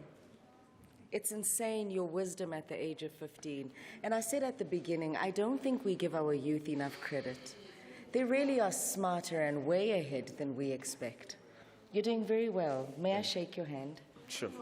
Well done. Thank you. I'm proud of you. Thank you. I'm proud of you.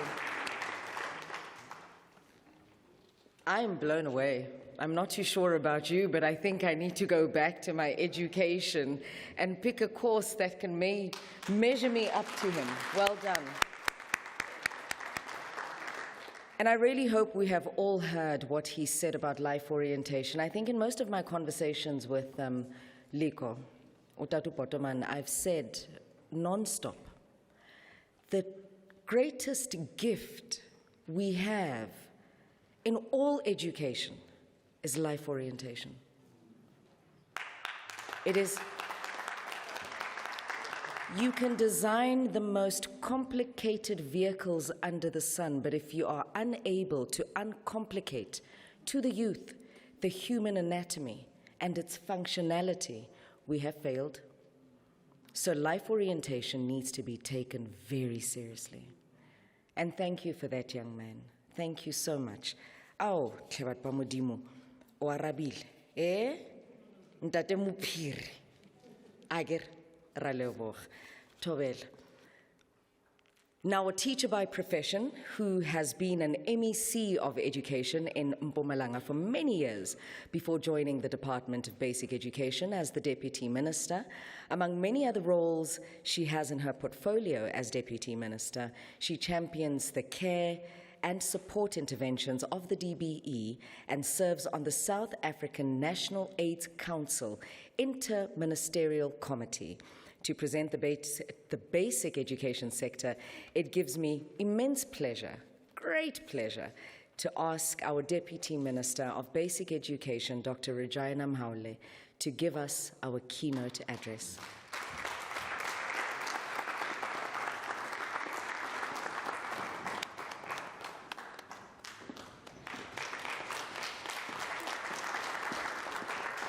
Thank you.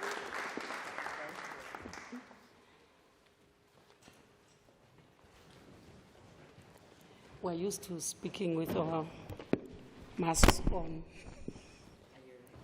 Yes. Arabile, I want to promise you that these educated men and women will never let you and your colleagues down.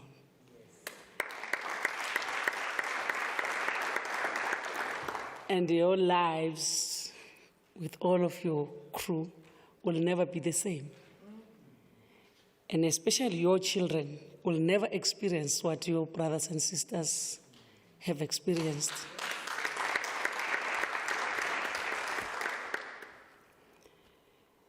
Let me greet you, Program Director. Afeli. Dineo, thank you very much for this opportunity. And let me start by greeting the servant of God, Reverend Moyane, in our midst. When we are here, we feel the presence. Thank you. Greetings to the head of Department of Education in Mpumalanga. You are the most senior official of the department when we are here. So all of them, they come after you. So I want to greet my minister, Mam Angie Mutsecha. Yes, it says, please. I can't say what she said when she said, I'm not coming. She says, please, from today you can ask whatever. I said, Minister, are you sure? But I know she would have loved to be here, but an unforeseen circumstance just erupted. That's why she is not here. But her whole heart is here. So I'm representing her. And as I speak, you must know that Minister Mutsecha is speaking in me and through me. So I want to greet, whether in absentia or is here, the chairperson of the SABC board, Bab Bongmusa Makatini, and want to thank him for his contribution that this day became a success.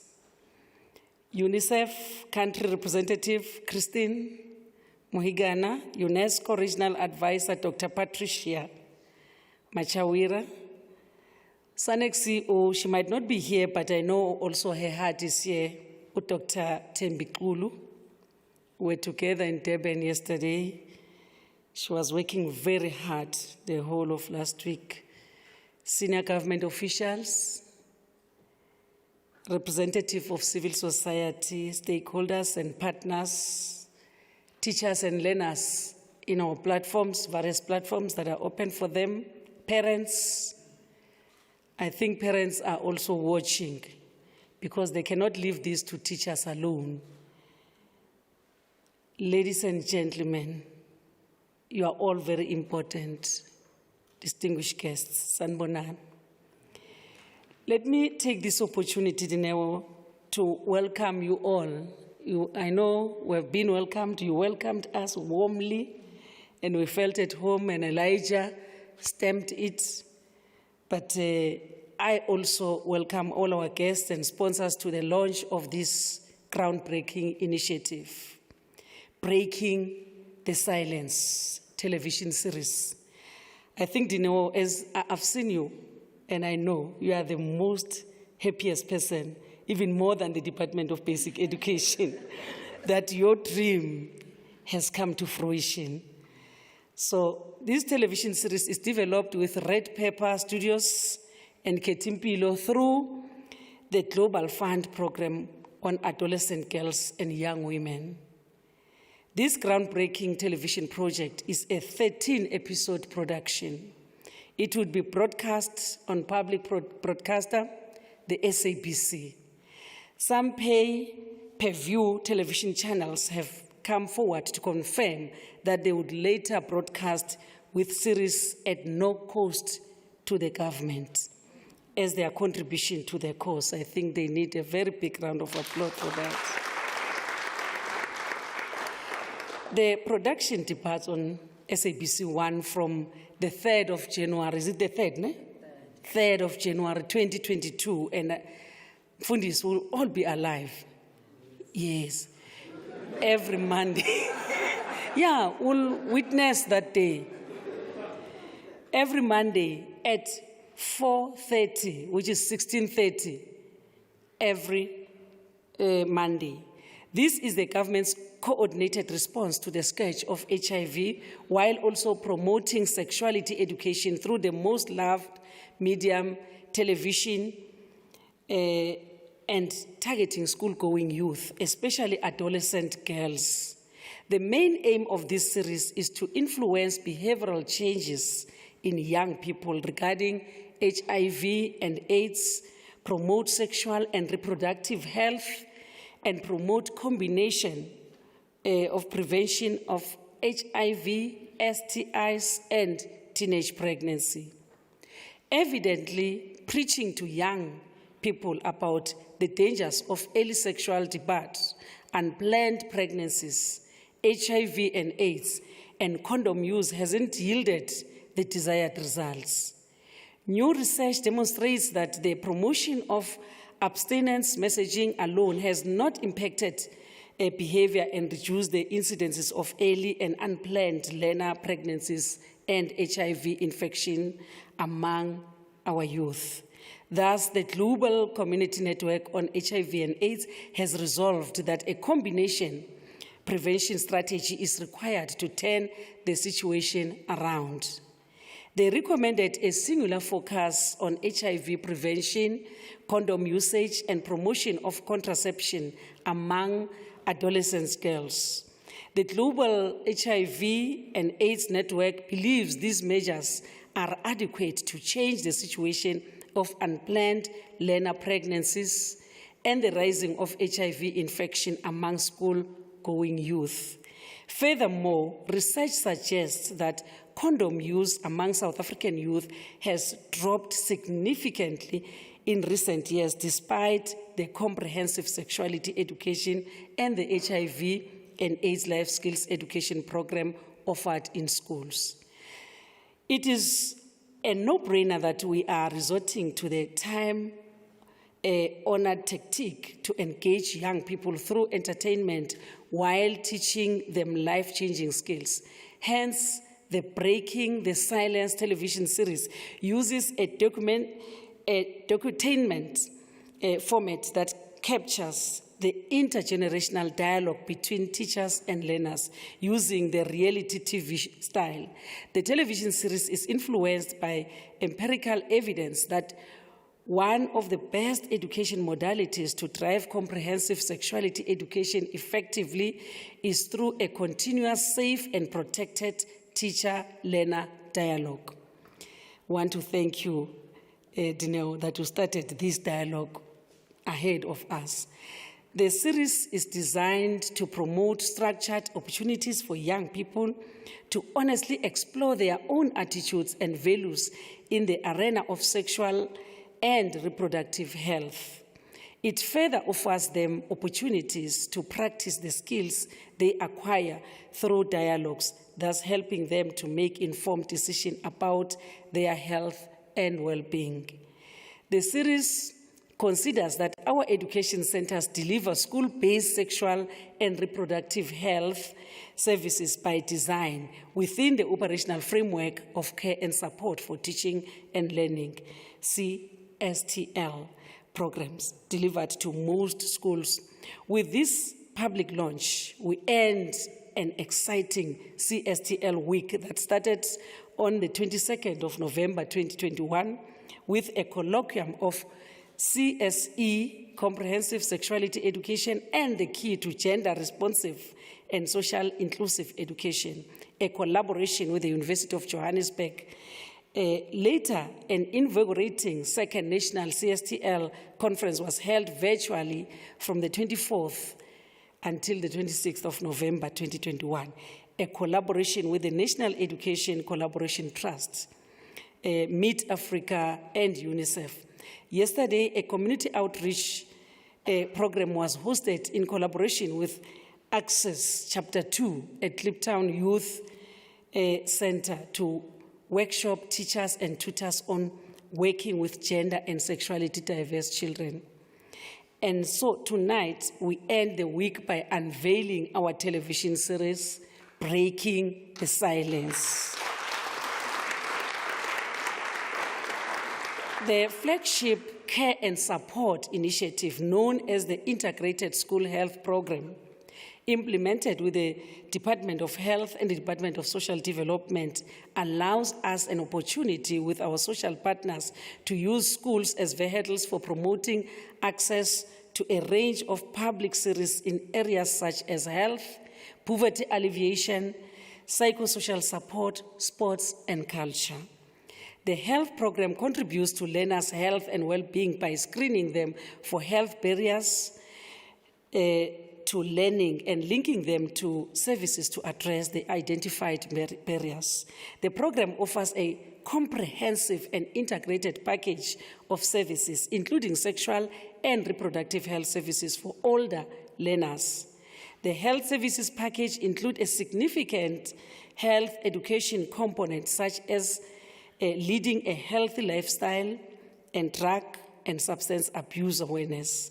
Breaking the Silence television series is a brainchild of our department and a digital addition to this package of care and support. As a teacher myself, I know the value of basic education.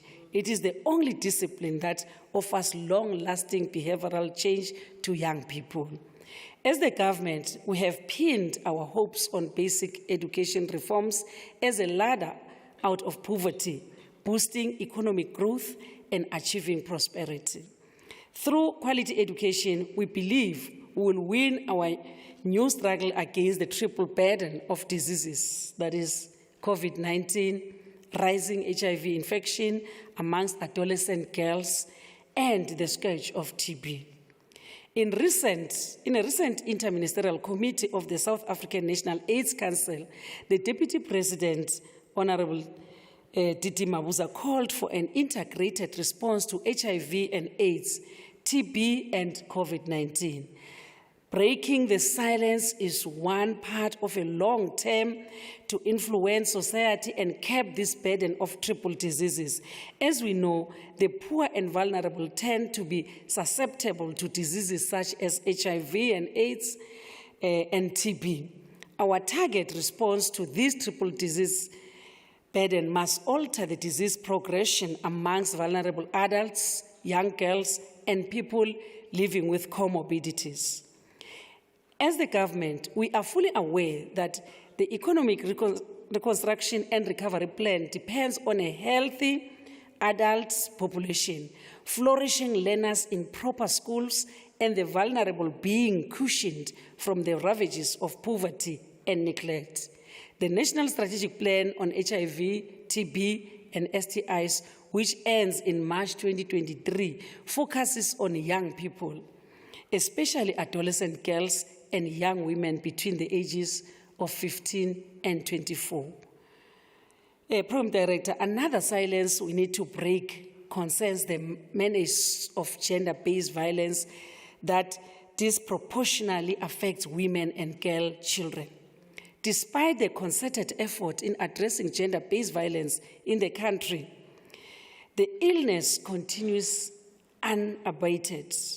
There are ongoing instances of femicide, with some deaths committed in the most heinous manner imaginable.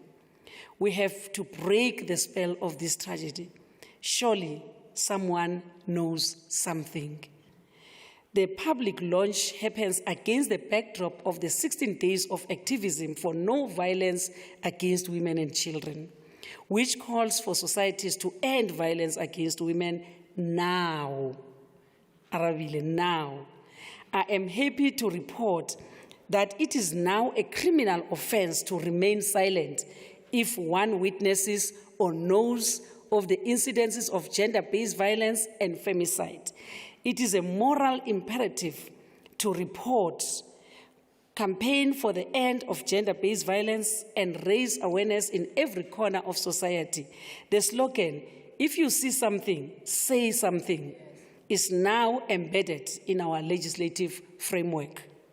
As a society,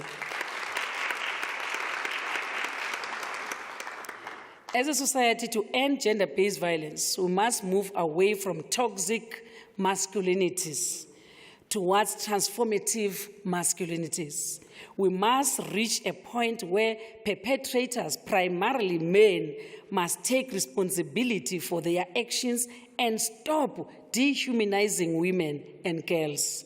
We must do more every day, not just on the commemoration of the 16 days of activism for no violence against women and children. It must be an everyday responsibility for each South African. Ladies and gentlemen, the 2021 theme is the year of Charlotte Manya Maxeke, 16 days of activism, moving from awareness to accountability. The theme is timely, and it is about time we accelerate the arrest and prosecution of gender-based violence offenders. Ultimately, our job must be to move society towards a gender-just and violence-free society. Thus, we move beyond the rhetoric and exchange from awareness-raising to accountability from civil society formation and the government. Equally, we must reject toxic feminism fueled by the hashtag Men Are Trash Brigade and the government's weariness in arresting and prosecuting perpetrators of gender-based violence. It is not about men being trash, but the proliferation of broken men produced by a long line of broken families. My God. It is commonly known in our country that most boy children are raised in women-headed households. The absence of a father figure in a South African home is in itself an endemic in our society, and we need to ask uncomfortable questions about it. Clearly, this absence of male figures amongst the growing boy children contributes to the male monsters lurking in the homes, streets, shadows, and public toilets. Clearly, there is a role for public schooling to plug the gaps left by absent fathers through teaching the values of positive masculinity. As a society, we must deal head-on with the pervasive nature of patriarchy and toxic masculinities. We must rebuild the broken social fabric of our communities. It starts at a family level, and it begins with me. We call upon all sectors of society to produce a new man who takes responsibility for one's action and speaks out to break the silence. We need men who place a premium on the power of speaking out as the first step towards healing without expecting wine and roses. Our women and children can only begin a healing journey if the generational curse of pervasive violence no longer permeates their spaces. We call upon men and boy children to begin their own healing journeys by first owning up to one's past, showing remorse, and seeking professional help to live a new life. The task of every former or rehabilitated abuser is to seek to banish the shame of one's childhood or adulthood of violence of any nature through putting himself through public humiliation. The idea is to break, thank you. The idea is to break the family curse and start a new chapter that places the woman's bodily integrity and sanctity of women's lives on top of the agenda. Program Director, if we are to end the pervasive rape culture and gender-based violence in general, impunity must come to an end, and accountability must be the order of the day. The Breaking the Silence television series brings to the surface the essence of these hard topics that are ironically considered as soft issues. There is a lot that we may have left out in deciding what goes into the final product of each episode. I hope that we have done justice to the voices and contributions that were made by the educators, learners, and resident experts who participated in the production shoot. SABC One has assisted in placing Breaking the Silence in its broadcasting schedule. May the production reach every household and give families conversation starters to improve the well-being of our children. I thank you all.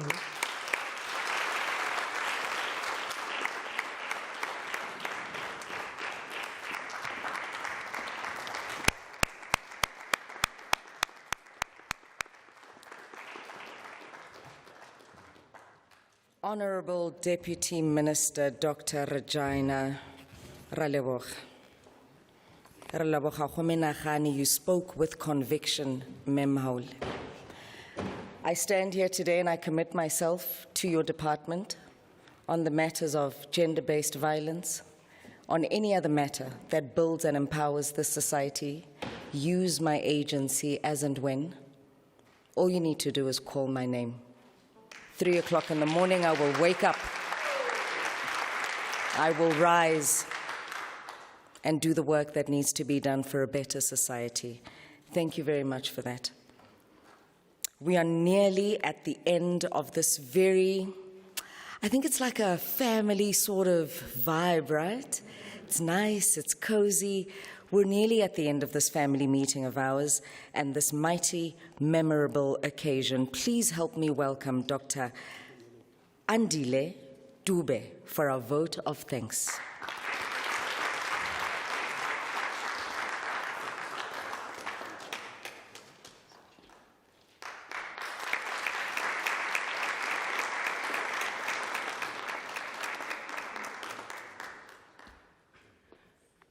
Ladies and gentlemen, what a way to close this week. Wow.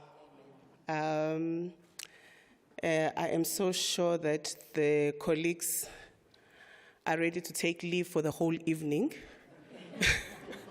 and wake up tomorrow bright and early for their 8 o'clocks. I'd like to write on Arabile's protocols because I feel like all of you guys didn't do justice, so all protocols observed. I think I'm just so overwhelmed with joy that the sector is where we are today. It's been one of the greatest weeks in South Africa in the education system for comprehensive sexuality education and the whole framework and framing of CSTL in the country. I really, really would like to congratulate the colleagues from the department and all partners who have participated in this or have made it happen and have contributed, whether through research where we're generating evidence or any programming. Thank you guys. It's just been overwhelming this week. When the colloquium which took place on Monday and Tuesday was closing, Prof said, that's Prof Brown, he said, hopefully in the sector we will stop this thing of lip service and talking and talking and talking and not doing anything. And I really am very confident in that all the work that we've been doing, all the work that the department has been doing, it's showing very tangible outputs, whether it's from the lesson plans, whether it's from the life skills book that have been developed, whether it's from the revision of the CAN support for teaching and learning framework, whether it's all the mobilization around mental health and psychosocial support, and just new evidence around the whole body of knowledge around sex and sexuality and what we have not known as a sector, but that is coming from evidence. So I think all of you guys, whether you are joining online through all social media platforms or who are in the room, you are really contributing towards breaking the silence. You are contributing to what Arabile is saying, that you are making the world a better place. I've got children, I've got an 11-year-old son, and I keep him here on this planet in South Africa, and what you are doing is making his future better and all other colleagues. So thank you, everyone. So I think you really deserve a round of applause. As I said, I mean, when Daniel was asking about parents and what we talk about, whether we talk about sex and sexuality to our children, I raised my hand. But when I thought about what you are saying about think, I realized that I actually possibly have to have a conversation on a continuous basis. When I'm hearing conversation around negotiating and respecting his privacy, I realize that I actually need to be part of some lesson, because where as a parent my negotiation fails, I begin to control and end up saying, because I'm your mother. And he always now reminds me at 11, when I ask you something, please don't say because I said so. And so I'm going to learn more to negotiate and try more to use all the evidence that we are gathering in the sector to support our children. So thank you. My job actually was about just thanking everyone, which will take another 30 minutes. Thank you very much. Christine, I am going to be on leave as from January every 4:30 because I need to watch Breaking the Silence. So no meetings, please, everyone. Every Monday at 4:30, I'll be on leave. Please do diary. Oh, you don't do diary things, but so I would like to thank the following people. Elijah, I wanted to go through each and every one in this room, but time is not allowing, and I was going to show you that, as you said, it must be in the vote of thanks. I would have done that, but maybe we respect other people's time and make sure that they get to cocktails and get home before 8 o'clock so that you are nicely seated on your couches at 8 o'clock for very important conversations. To the Minister of Basic Education and absentia, thank you, Honorable Angie. You always give matching orders. You always are leading from the front and always making sure that you support all the interventions in the country and the system, particularly driving everything that has to put the child at the core of everything that we do on a daily basis. DM, thank you very much. I feel like in the past 6 months, you've just been on the road, and hopefully you will take a little bit of leave tonight as well, and wake up bright and early to renegotiate. But thank you for your championing issues of CAN support for teaching and learning, because as we know, no curriculum intervention will go well, no child will learn if the environment is not conducive for teaching and learning. And so CAN support for teaching and learning is one of the most critical foundations for any education and performance and quality improvement and attainment and all the things that encourage school to a transition for the children. So thank you, MDM. UNESCO for your technical guidance and all the support in the sector, in CSE, and all financial investment in putting together this event. The sector remains very thankful, and we are hoping that each time the department and all partners are calling on you, you never get tired, you keep those pockets open. The same to the Global Fund for believing in the vision and supporting this both financially and also technically. We're very grateful. We also would like to thank Kheth'impilo for the advocacy, because no matter how great the series is or the interventions are, without advocacy, they'll not reach the ears that it needs to reach, and behavioral change will not happen in the areas that we need. SABC, not only did they support so much of continuation of learning during COVID-19, but they continue to really create spaces, yes, even on SABC 1, but they create spaces for accessibility of all material, but for the conversations to happen. So we are thankful, SABC. Guys, please do pay your licenses, okay?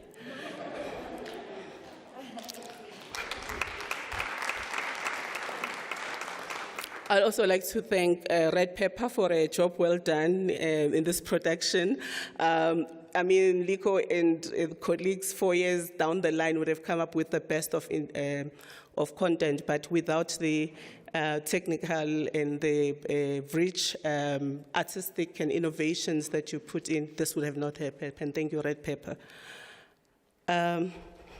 Thanks, Miss Pinky Ha. Yeah, now I'm going to dye my hair just to fit, because I hear what you're saying. But for using your identity and your brand to align with all that is positive and all that makes life better for the children of South Africa. And if your involvement in this changes just the life of, I don't know, 1,000 children and multiplied to the power of 77, then you're doing a great job. Thank you. I would like to also thank UNICEF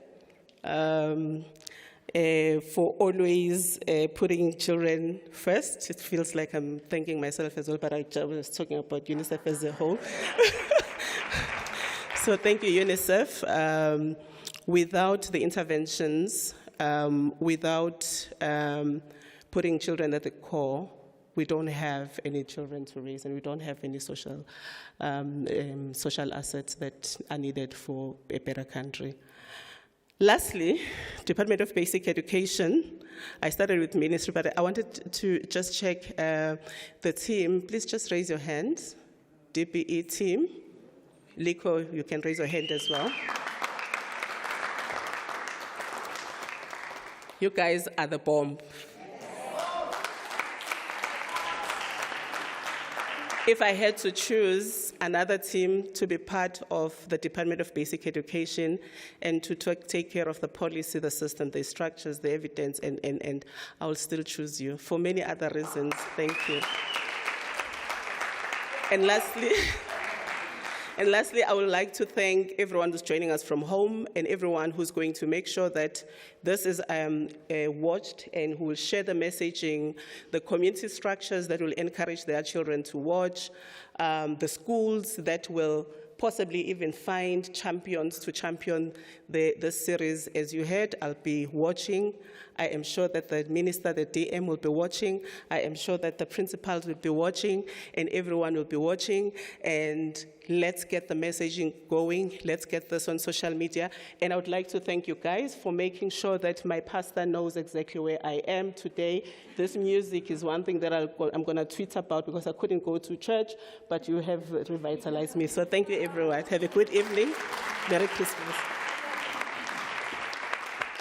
It was an absolutely amazing evening. Thank you very much, Doc. We appreciate it. That is Dr. Andile Dube. My work here is done. It was an honor to serve you as program director. It's an honor to serve at the SABC. It's an even greater honor to serve within the Department of Education. As best I can, I will forever use my agency. So thank you for thanking me for shining a light on anything that is positive in society. Dineo Wanaharanaka Oaganovukuza Ugokusomahasha signing out. Thank you so much. It's been pleasant. It really has been pleasant. Before you leave, may I please request that our Deputy Minister leaves first. We observe that protocol and give that respect, and then the rest of us can go for cocktails outside. Please do keep safe, sanitize, keep those masks on. Let's keep on observing protocol. Well, protocol. Hey, protocol here, protocol there. We're even giving protocol to COVID-19. Ladies and gentlemen, do enjoy the rest of your evening. Don't you forget, January the 3rd in 2022, 4:30, we are on air on SABC, breaking the silence. Good night.